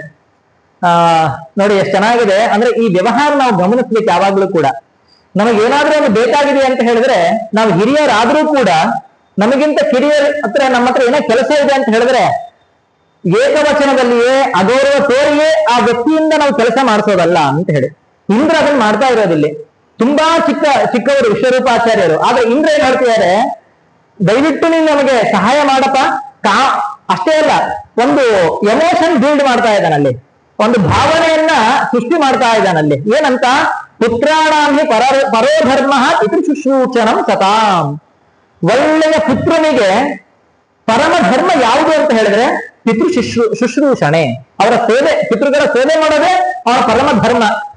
ಅದು ತನಗೆ ಮಕ್ಕಳಾದ ಮೇಲೂ ಕೂಡ, ಪಿತೃ ಸೇವೆ ಮುಗಿದ ಮೇಲೂ ಕೂಡ ಅವರು ಪಿತೃ ಸೇವೆ ಮಾಡ್ತಾನೇ ಇರ್ಬೇಕು ಯಾವಾಗ್ಲೂ ಕೂಡ. ಅಂತದ್ರಲ್ಲಿ ನೀನು ಬ್ರಹ್ಮಚಾರಿ, ನಿನಗೆ ಮಗನೂ ಕೂಡ ಆಗಿಲ್ಲ, ನೀ ಪಿತೃ ಸೇವೆ ಮಾಡ್ಬೇಕು ಅಂತ ಹೇಳ್ಬೇಕು, ನಿನಗೆ ಮಾಡ್ಲೇಬೇಕಲ್ಲ, ನೀನ್ ಮಾಡ್ತೀಯಾ? ನಾವೇನ್ ಬೈಕ್ ಇಟ್ಕೊಂಡ್ ಬಂದಿದೀವಿ ಅದನ್ನ ಪೂರ್ಣಗೊಳಿಸ್ತೀಯ ನೀನು ಅಂತ ಕೇಳ್ತಾನೆ. ಅದಾದ್ಮೇಲೆ ನಾವೆಲ್ಲ ಈ ತಂದೆ ತಾಯಿ, ಅಣ್ಣ ತಮ್ಮ, ಅಕ್ಕ ತಂಗಿ ಇವ್ರನ್ನೆಲ್ಲ ನೋಡಿದಾಗ ಏನ್ ಕೊಡ್ತೀವಿ ಅಂತ ಹೇಳಿದ್ರೆ, ಬರೀ ನಮ್ಮ ಬಂಧುತ್ವವನ್ನು ನಾವು ವ್ಯವಹಾರವಾಗಿ ಮಾತ್ರ ನೋಡ್ತೀವಿ. ಅವರಲ್ಲಿ ಯಾವ ರೂಪ ಇದೆ ಅನ್ನೋದನ್ನು ನಾವಿಲ್ಲಿ ಚಿಂತನೆ ಮಾಡಬೇಕು ಅಂತ ಹೇಳ್ತಿದ್ದಾರೆ. ಬ್ರಹ್ಮದೇವರು ಹೇಳ್ತಾ ಇರೋದು, ನಮ್ಮ ತಂದೆ ತಾಯಿಯಲ್ಲಿ ಯಾವ ರೂಪ ಇರುತ್ತೆ, ಅಣ್ಣ ತಮ್ಮರಲ್ಲಿ, ಅಕ್ಕ ತಂಗಿಯರಲ್ಲಿ ಯಾವ ರೂಪ ಇರುತ್ತೆ, ಭಗವಂತನ ರೂಪ ಅಥವಾ ದೇವತೆಗಳ ರೂಪ ಯಾವ್ದಿರುತ್ತೆ ಅನ್ನೋದನ್ನು ತಿಳಿಸ್ತಾ ಇದ್ದಾರೆ. ಆಚಾರ್ಯೋ ಬ್ರಹ್ಮಣೋ ಮೂರ್ತಿ, ಆಚಾರ್ಯರು ನಮ್ಮ ಗುರುಗಳಲ್ಲಿ ಪರಬ್ರಹ್ಮ ಅಂದ್ರೆ ಚತುರ್ಮುಖ ಬ್ರಹ್ಮದೇವರ ರೂಪ ಇರುತ್ತಂತೆ. ಮತ್ತೆ ಪಿತಾಮೂರ್ತಿ ಪ್ರಜಾಪತೇ ಅಂತ ಹೇಳಿ, ತಂದೆಯಲ್ಲಿ ರುದ್ರದೇವರ ಸನ್ನಿಧಾನ ಇರುತ್ತೆ. ಭ್ರಾತ ಮರುತ್ಪತೇರ್ ಮೂರ್ತಿ, ಭ್ರಾತ ಅಂದ್ರೆ ಸಹೋದರನಲ್ಲಿ ಮರುತ್ಗಳ ಸನ್ನಿಧಾನ ಇರುತ್ತೆ. ಆಮೇಲೆ ಮಾತಾ ಸಾಕ್ಷಾತ್ ಕ್ಷಿತೇಸ್ತನುಹು ಅಂತ ಹೇಳಿ, ತಾಯಿಯಲ್ಲಿ ಸಾಕ್ಷಾತ್ ಭೂದೇವಿ ಅಂದ್ರೆ ಲಕ್ಷ್ಮೀ ದೇವಿಯ ಸ್ಥಾನವೇ ಅದು ಅಂತ ಹೇಳ್ತಾರೆ. ಅಷ್ಟೇ ಅಲ್ಲ, ದಯಾಯ ಭಗಿನಿ ಮೂರ್ತಿ, ಸೋದರಿ ಅಕ್ಕ ತಂಗಿಯರಲ್ಲಿ ಯಾರು ಅಂತ ಹೇಳಿದ್ರೆ ದಯಾದೇವಿಯ ಸನ್ನಿಧಾನ. ಅಥವಾ ಅತಿಥಿಗಳು ಬರ್ತಾರಲ್ವಾ, ಅತಿಥಿಗಳಲ್ಲಿ ಯಾವ ಸನ್ನಿಧಾನ ಅಂತ ಹೇಳಿದ್ರೆ ಯಮನ ಸನ್ನಿಧಾನ. ಇನ್ನು ಅಭ್ಯಾಗತರು ಅಂದ್ರೆ ನಾವು ಕರೆದು ಕೂಡಿಸ್ತೀವಲ್ಲ ಅತಿಥಿಗಳಾಗಿ, ಅವ್ರನ್ನ ಅಭ್ಯಾಗತರು ಅಂತ ಕರೀತಾರೆ. ಆ ಅಭ್ಯಾಗತರಲ್ಲಿ ಅಗ್ನಿಯ ಸನ್ನಿಧಾನ ಇರುತ್ತೆ ಅಂತ ಹೇಳ್ತಿದ್ದಾರೆ. ಹೀಗೆ ಅಂದ್ರೆ ನಾವು ಇಲ್ಲಿ ಬರೀ ಇದನ್ನ ಕಥೆ ತರ ನೋಡ್ತಾ ಹೋಗ್ಬಾರ್ದು, ನಾವು ಜೀವನದಲ್ಲಿ ಹೇಗೆ ವ್ಯವಹಾರ ಮಾಡ್ಬೇಕು ಅನ್ನೋದು ಕೂಡ ಇದರಲ್ಲಿದೆ. ಅವನ ಕೆಲಸ ಆಗ್ಬೇಕಾಗಿದೆ ಇಂದ್ರನಂದು, ಅವನ್ನ ಭಾವನಾತ್ಮಕವಾಗಿ ಅವನು ಹಿಡಿದುಬಿಟ್ಟುಕೊಳ್ಬೇಕಾಗಿದೆ. ಅದಕ್ಕೋಸ್ಕರ ಇದೆಲ್ಲ ಹೇಳ್ತಾ ಇದ್ದಾನೆ. ಬಂಧುಗಳಲ್ಲಿ ಇಂಥ ರೂಪಗಳಿರುತ್ತೆ, ಆ ದೇವತೆಗಳಿಗೆ ಅಪಮಾನ ಮಾಡ್ದಂಗೆ, ನಾನು ಬಯಸಿ ಬಂದ ಕೆಲಸ ನನಗೆ ನೀನು ಇಲ್ಲ ಅಂತ ಹೇಳಿದ್ರೆ ಪಿತೃ ಸಮಾನ ನಾನು. ಪಿತೃವಿನಲ್ಲಿ ರುದ್ರದೇವರು ಇರ್ತಾರೆ, ರುದ್ರದೇವರಿಗೆ ನೀನು ಅಪಮಾನ ಮಾಡಿದ ಹಾಗೆ, ಹಾಗಾಗಿ ಇಲ್ಲ ಅನ್ಬಾರ್ದು ಅಂತ ಹೇಳಿ ಭಾವನಾತ್ಮಕವಾಗಿ ಅವ್ರನ್ನ ಕಟ್ ಹಾಕ್ತಾ ಇದ್ದಾರೆ. ಹೀಗೆ ಹೇಳಿ ಗುಣಿ ಮಹೇ ಸೋಪಾಧ್ಯಾಯಂ ಬ್ರಹ್ಮಿಷ್ಠಂ ಬ್ರಾಹ್ಮಣಂ ಗುರುಂ ಯಥಾಂಜಸ ವಿಜೇಶ್ಯಾಮ ಸಮಪ್ನಾಂ ಸ್ತವ ತೇಜಸ ಅಂತ ಹೇಳಿ, ಗುಣಿಮಹೇ ಸೋಪಾಧ್ಯಾಯ, ಉಪಾಧ್ಯಾಯನ್ನಾಗಿ ನಮ್ಮ ಗುರುವಾಗಿ ನಿನ್ನನ್ನ ನಾವು ಋಣಿಮಹೆ ಸ್ವೀಕಾರ ಮಾಡ್ತೇವೆ. ನೀ ಎಂತವನು? ಬ್ರಹ್ಮಿಷ್ಠಂ ಬ್ರಾಹ್ಮಣಂ ಗುರುಂ, ಬ್ರಹ್ಮಿಷ್ಠ ನೀನು ಯಾವಾಗ್ಲೂ ಕೂಡ ಬ್ರಹ್ಮದೇವರನ್ನೇ ಅಂದ್ರೆ ಭಗವಂತನನ್ನೇ ಹೊಂದಬೇಕು ಅಂತ ಆಸೆ ಪಡ್ತಾ ಇರೋನು, ಇಂಥವನನ್ನ ನಾವು ಗುರುವಾಗಿ ಸ್ವೀಕಾರ ಮಾಡ್ತೀವಿ. ನಿನ್ನ ತೇಜಸ್ಸಿನಿಂದ ನಿನ್ನ ಶಕ್ತಿಯಿಂದಾಗಿ ನಮಗಿರುವಂತಹ ತೊಂದರೆಯನ್ನ ಸರಿಪಡಿಸು ದಯಮಾಡಿ ಅಂತ ಹೇಳಿ ಕೈ ಮಾಡಿ ಕೇಳ್ಕೊಳ್ತಾ ಇದ್ದಾರೆ. ಅಷ್ಟೇ ಅಲ್ಲ, ಮುಂದೆ ತುಂಬಾ ಚೆನ್ನಾಗಿ ಮಾತು ಹೇಳ್ತಾನೆ ಇಂದ್ರ. ನಗರ್ಹಯಂತಿ ಹ್ಯರ್ಥೇಶು ಯವಿಷ್ಠಾಂಘ್ಯ ಅಭಿವಂದನಂ ಛಂದೋಭ್ಯೋ ನೆತ್ರ ನ ಬ್ರಹ್ಮನ್ ವಯೋ ಜ್ಯೇಷ್ಠ್ಯಸ್ಯ ಕಾರಣಂ ಅಂತ ಹೇಳಿ. ಅಂದ್ರೆ ನಾವೆಲ್ಲರೂ ಕೂಡ ವಯಸ್ಸಿನಲ್ಲಿ ಹಿರಿಯರು ಇರಬಹುದು, ಆದ್ರೆ ನಾವು ನಿನಗೆ ನಮಸ್ಕಾರ ಮಾಡ್ತೀವಿ ಅಂತ ಹೇಳಿ. ಯಾಕೆ ಅಂತ ಹೇಳಿದ್ರೆ ವಯಃ ನ ಜ್ಯೇಷ್ಠಸ್ಯ ಕಾರಣಂ, ವಯಸ್ಸು ಯಾವತ್ತೂ ಕೂಡ ಹಿರಿತನಕ್ಕೆ ಕಾರಣವಾಗೋದಿಲ್ಲ ಅಂತ ಹೇಳಿ. ವಯಸ್ಸು ಯಾವತ್ತೂ ಕೂಡ ಹಿರಿತನಕ್ಕೆ ಕಾರಣವಾಗೋದಿಲ್ಲ. ಹೊರತು ಯಾವುದು ಕಾರಣವಾಗುತ್ತೆ ಅಂತ ಹೇಳಿದ್ರೆ ಬ್ರಹ್ಮವಿದ್ಯೆ ಮಾತ್ರ, ತತ್ವಜ್ಞಾನ ಮಾತ್ರ ಹಿರಿತನಕ್ಕೆ ಕಾರಣವಾಗುತ್ತೆ ಹೊರತು ಹಿರಿತನ ವಯಸ್ಸಿನ ಅಂತರ ಯಾವತ್ತೂ ಕೂಡ ಕಾರಣ ಆಗಲ್ಲ ಅಂತ ಹೇಳಿ ಇಂದ್ರ ಹೇಳ್ತಾನೆ. ಹೀಗೆ ಹೇಳಿ ಅವನಿಗೆ ನಮಸ್ಕಾರ ಮಾಡ್ತಾನೆ. ಒಂದ್ ಮಾತು ಮಹಾಭಾರತದಲ್ಲಿದೆ, ಅಭಿವಾದನ ಶೀಲಸ್ಯ ನಿತ್ಯಂ ವೃದ್ಧೋಪಸೇಜಿನಃ ಚತ್ವಾರಿ ತಸ್ಯ ವರ್ಧಂತೆ ಆಯುರ್ ವರ್ಚೋ ಯಶೋ ಬಲಂ ಅಂತ ಹೇಳಿ. ಯಾರು ಪ್ರತಿನಿತ್ಯ ಗುರು ಹಿರಿಯರಿಗೆ ನಮಸ್ಕಾರವನ್ನ ಮಾಡ್ತಾ ಇರ್ತಾನೋ ಅಥವಾ ಗುರು ಹಿರಿಯರ ಶುಶ್ರೂಷೆಯನ್ನ ಸೇವೆಯನ್ನ ಮಾಡ್ತಾ ಇರ್ತಾನೋ ಅಂತಹ ವ್ಯಕ್ತಿಗೆ ಚತ್ವಾರಿ ತಸ್ಯ ವರ್ಧಂತೆ ಅಂತ ಹೇಳಿ 4 ಬೆಳವಣಿಗೆ ಆಗುತ್ತೆ ಜೀವನದಲ್ಲಿ. ಯಾವುದು? ಆಯುರ್ ವರ್ಚೋ ಯಶೋ ಬಲಂ ಅಂತ ಹೇಳಿ. ಆಯುಷ್ಯ, ವರ್ಚಸ್ಸು, ಬಲ ಮತ್ತೆ ಆಯುಷ್ಯಗಳು ಅಂತ ಹೇಳಿ. ಅದರಿಂದಾಗಿ ನಾವು ಈಗಿನ ಸಮಾಜದಲ್ಲಿ ನೋಡ್ತಾ ಇದ್ದೀವಿ, ಯಾರಾದ್ರೂ ಹಿರಿಯರಿಗಂತೂ ಒಂದ್ ಸ್ವಲ್ಪ ನಮಗ್ ಗರ್ವ ಬಂದ್ಬಿಟ್ಟಿದೆ. ನಾನು ಅವ್ರಿಗೆ ಯಾಕೆ ನಮಸ್ಕಾರ ಮಾಡ್ಬೇಕು, ಇವ್ರಿಗೆ ಯಾಕೆ ನಮಸ್ಕಾರ ಮಾಡ್ಬೇಕು ಅಂತ ಹೇಳಿ. ಪುಟ್ಟ ಮಕ್ಕಳು ಗೊತ್ತಾಗಲ್ಲ, ಹೋಗಿ ನಮಸ್ಕಾರ ಮಾಡಿರ್ತಾರೆ, ಕೈ ಹಿಡಿದು ಎಳಿತಾ ಇರ್ತಾರೆ. ಅಂದ್ರೆ ಮಕ್ಕಳ ಆಯುಷ್ಯವನ್ನ, ವರ್ಚಸ್ಸನ್ನ, ಯಶಸ್ಸನ್ನ, ವಿದ್ಯೆಯನ್ನ ಕಸಿದುಕೊಳ್ತಾ ಇರೋದು ಯಾರು ಅಂತ ಹೇಳಿದ್ರೆ ದೈತ್ಯರೋ ದುಷ್ಟರೋ ಅಲ್ಲ ಹೊರತು ಸ್ವತಃ ತಂದೆ ತಾಯಿಗಳೇ. ಯಾಕಷ್ಟು ಗರ್ವ ಬಂದಿದೆ ನನಗೆ ಅಂತ ಗೊತ್ತಾಗ್ತಾ ಇಲ್ಲ. ತಗ್ಗಿ ಬಗ್ಗಿ ನಡೆಯುವಂತಹ ಒಂದು ಕ್ರಮವೇ ಪರಿಪಾಠನೆ ಬಿಟ್ಟು ಹೋಗ್ತಾ ಇದೆ. ನಾನಿವತ್ತು ಒಂದು ಮೊಬೈಲ್ ಅಲ್ಲಿ ವಿಡಿಯೋ ನೋಡ್ತಾ ಇದ್ದೆ, ಏನೋ ಒಂದು ತೊಂದರೆ ಆಗಿತ್ತು. ಒಂದು ಹೆಣ್ಣು ಮಗಳು ಒಬ್ಬನಿಗೆ ಬೈತಾ ಇದ್ಲು ಜೋರಾಗಿ, ಏನೋ ನಾನು ದುಡ್ಡು ಕೊಟ್ಟಿದ್ದೀನಿ, ನನಗೆ ಯಾಕೆ ತೊಂದರೆ ಮಾಡಿದಿ, ಏನೋ ಒಂದು ಸಮಸ್ಯೆ ಆಗಿತ್ತು, ಯಾಕೆ ತೊಂದರೆ ಮಾಡಿದಿ ಅಂತ ಹೇಳಿ. ಅಂದ್ರೆ ನಮ್ಮ ಹಕ್ಕು ಅನ್ನುವಂತಹ ಮನಸ್ಥಿತಿಯಿಂದ ನಾವೇನ್ ಮಾಡ್ತಾ ಇದೀವಿ ಅಂತ ಹೇಳಿದ್ರೆ, ನಮ್ಮ ಹಿರಿಯರಿಗೂ ಕೂಡ ನಾವು ಗೌರವ ಕೊಡಬೇಕು, ನಮ್ಮ ಎದುರಿಗಿರುವಂತಹ ವ್ಯಕ್ತಿಗೂ ಕೂಡ ಒಂದು ಸ್ವಲ್ಪ ಪ್ರೀತಿ ಕಾಳಜಿಯನ್ನು ತೋರಿಸ್ಬೇಕು ಅನ್ನೋದನ್ನ ನಾವು ಮರಿತಾ ಇದ್ದೀವಿ. ಇದನ್ನ ನಾವು ಮಾಡಬಾರದು. ಮಕ್ಕಳಲ್ಲಿ ನಾವು ಇದನ್ನು ತುಂಬಬೇಕು. ಮಕ್ಕಳಲ್ಲಿ ತುಂಬೋಕ್ಕಿಂತ ಮುಂಚೆ ನಮ್ಮಲ್ಲಿ ನಾವು ತುಂಬಿಕೊಳ್ಬೇಕು. ಪ್ರಯೋಜನ ಇಲ್ವಾ ಅಂದ್ರೆ ಪ್ರಯೋಜನ ಇದೆಯಲ್ಲ, ಆಯುಷ್ಯ ಬೆಳೆಯುತ್ತೆ, ಆಯುಷ್ಯ ಹೆಚ್ಚಾಗುತ್ತೆ, ನಮ್ಮ ವರ್ಚಸ್ಸು ಹೆಚ್ಚಾಗುತ್ತೆ, ನಮ್ಮ ಬಲ ಹೆಚ್ಚಾಗುತ್ತೆ, ನಮ್ಮ ವಿದ್ಯೆ ಹೆಚ್ಚಾಗುತ್ತೆ. ಇಷ್ಟಿರಬೇಕಾದ್ರೆ ಮತ್ತೊಬ್ಬ ನಮಸ್ಕಾರ ಮಾಡ್ಲಿಕ್ಕೆ ಏನ್ ತೊಂದರೆ ಅಂತ ಹೇಳಿ.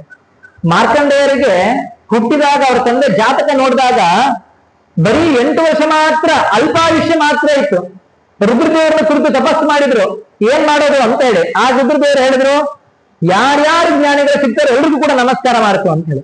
ಎಲ್ರೂ ಸಿಕ್ಕವರಿಗೆ ನಮಸ್ಕಾರ ಮಾಡ್ದ. ಎಲ್ರೂ ಕೂಡ ಆಯುಷ್ಮಾನ್ ಭವ ಆಯುಷ್ಮಾನ್ ಭವ ಅಂತ, ಶತಾಯುಷ್ಮಾನ್ ಭವ ಹೀಗೆ ಆಶೀರ್ವಾದ ಮಾಡಿದ ಪ್ರಭಾವದಿಂದಲೇ ಅವನು ಇವತ್ತು ಚಿರಜೀವಿಗಳಲ್ಲಿ, 7 ಚಿರಜೀವಿಗಳಲ್ಲಿ ಒಬ್ಬನಾಗಿದ್ದಾನೆ ಮಾರ್ಕಂಡೇಯ. ಅಂದ್ರೆ ನಮಸ್ಕಾರಕ್ಕಿರುವಂತಹ ಶಕ್ತಿ ಅಂತದ್ದು ಅಂತ ಹೇಳಿ. ಇಲ್ಲಿ ಇಂದ್ರನೂ ಕೂಡ ಈ ಮಹತ್ವ ಗೊತ್ತಿದೆ ಇಂದ್ರನಿಗೆ. ನಮಗ್ ಗೊತ್ತಿಲ್ಲ ಆದ್ರೆ ನಾವು ಹೀಗಿದ್ದೀವಿ ಅಷ್ಟೇ. ನಮಗ್ ಗೊತ್ತಿಲ್ಲ ಅನ್ನೋದಕ್ಕಿಂತಲೂ ಕೂಡ ಗೊತ್ತಿಲ್ಲದಂತೆ ನಾವಿದ್ದೀವಿ. ಹಿರಿಯರನ್ನು ಮಾತಾಡಿದ್ರು, ಸಂಪತ್ತಿನ ಇರಿವು ಸಂಪತ್ತಲ್ಲ, ಸಂಪತ್ತಿನ ಅರಿವು ಸಂಪತ್ತು ಅಂತ ಹೇಳಿ. ಹಂಗೆ ನಮಸ್ಕಾರದ ಮಹತ್ವ ನಮಗೆ ಗೊತ್ತಿದ್ರೆ ಪ್ರಯೋಜನ ಇಲ್ಲ, ಆದ್ರೆ ಅರಿವಿರಬೇಕು, ನಾವು ಮಾಡಬೇಕು ಅಂತ ಹೇಳಿ. ಇದನ್ನ ತಿಳಿದು ಇಂದ್ರದೇವರು ಮಾಡಿದ್ರು. ಆಗ ಮುಂದೆ ಏನ್ ಹೇಳ್ತಾರೆ ವಿಶ್ವರೂಪಾಚಾರ್ಯರು ಅಂತ ಹೇಳಿದ್ರೆ, ಇಷ್ಟು ಪ್ರಾರ್ಥನೆ ಮಾಡಿದ ಇಂದ್ರ, ದೇವತೆಗಳೆಲ್ಲ ಸೇರಿ ಇಂದ್ರನಲ್ಲಿ ಪ್ರಾರ್ಥನೆಯನ್ನು ಮಾಡಿದ್ರು.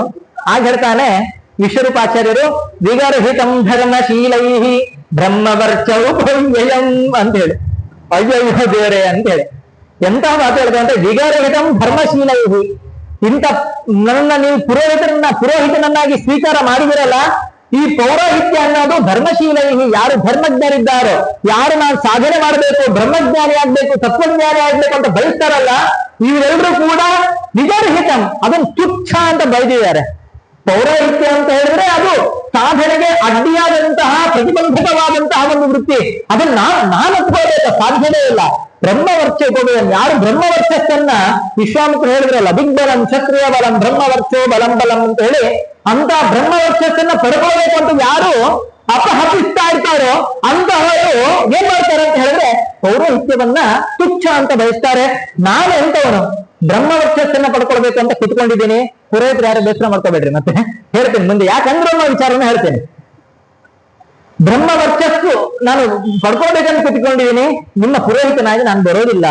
ಯಾಕೆ ಅಂತ ಹೇಳಿದ್ರೆ, ಪುರೋಹಿತನಾದ್ವಿ ಅಂತ ಹೇಳಿದ್ರೆ ಒಂದು ಮನೆಗೆ ಹೋದ್ರೆ ದುಡ್ಡು ಬರ್ಲಿಕ್ಕೆ ಪ್ರಾರಂಭ ಆಗುತ್ತೆ, ಇನ್ನೂ ಹೆಚ್ಚು ದುಡ್ಡು ಬೇಕು ಅಂತ ಮತ್ತೊಂದು ಮನೆಗೆ ಹೋಗ್ತೀವಿ. ಹೀಗೆ ಮನೆಗಳಿಗೆ ಹೋಗಿ ನಮ್ಮ ಜೀವನದ ಕ್ರಮ ಏನಾಗುತ್ತೆ ಅಂತ ಹೇಳಿದ್ರೆ ಪೌರೋಹಿತ್ಯವೇ ನಮ್ಮ ಜೀವನ ಕ್ರಮ ಆಗ್ಬಿಡುತ್ತೆ.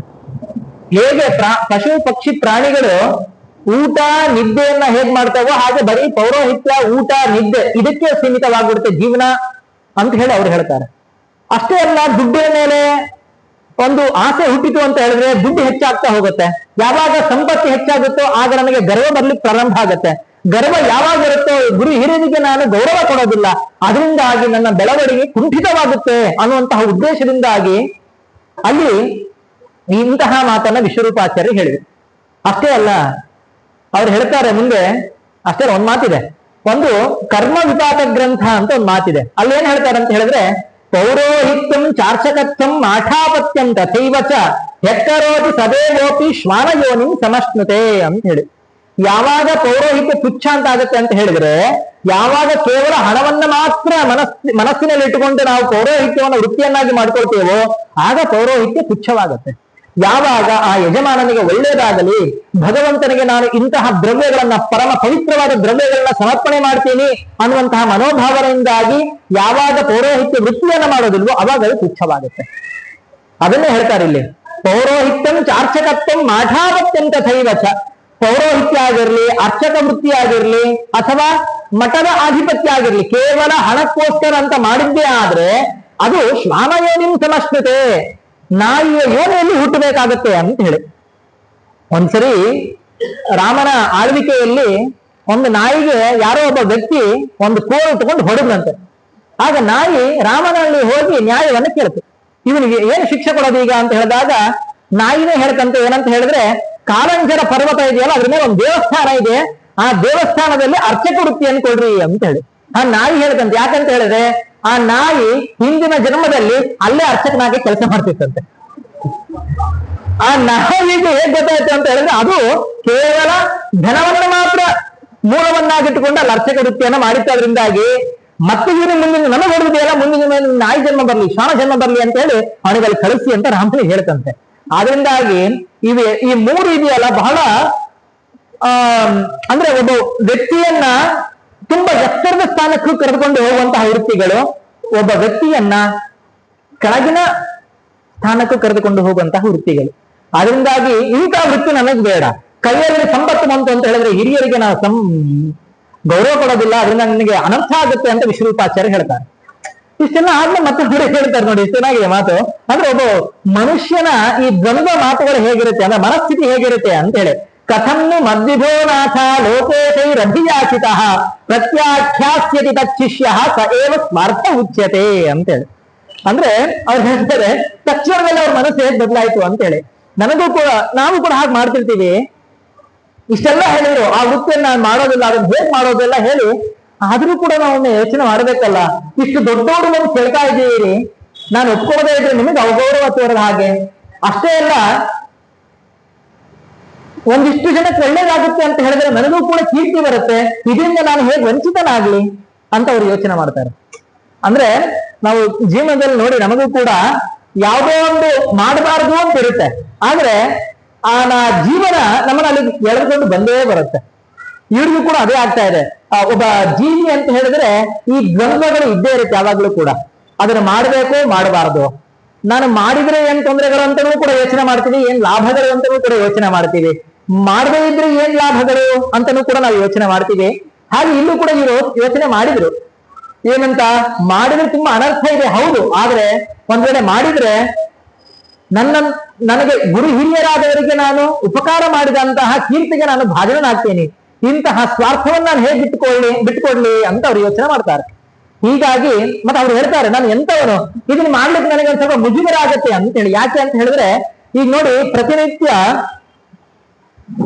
ಈ ಸಸ್ಯಾಹಾರವನ್ನು ಸ್ವೀಕಾರ ಮಾಡುವಂತಹ ವ್ಯಕ್ತಿ ತಕ್ಷಣದಲ್ಲಿ ಆಹಾರವನ್ನು ಬದಲಾವಣೆ ಮಾಡ, ಸಸ್ಯಾಹಾರ ಬಿಡಿ, ಭಾರತದ ದಕ್ಷಿಣ ಭಾಗದಲ್ಲಿರುವಂತಹ ವ್ಯಕ್ತಿ ಭಾರತದ ಉತ್ತರ ಭಾಗಕ್ಕೆ ಹೋದಾಗ ಆ ಆಹಾರವನ್ನು ಸ್ವೀಕಾರ ಮಾಡ್ಲಿಕ್ಕೆ ಸ್ವಲ್ಪ ತೊಂದರೆ ಆಗುತ್ತೆ, ಇರುಸು ಆಗತ್ತೆ.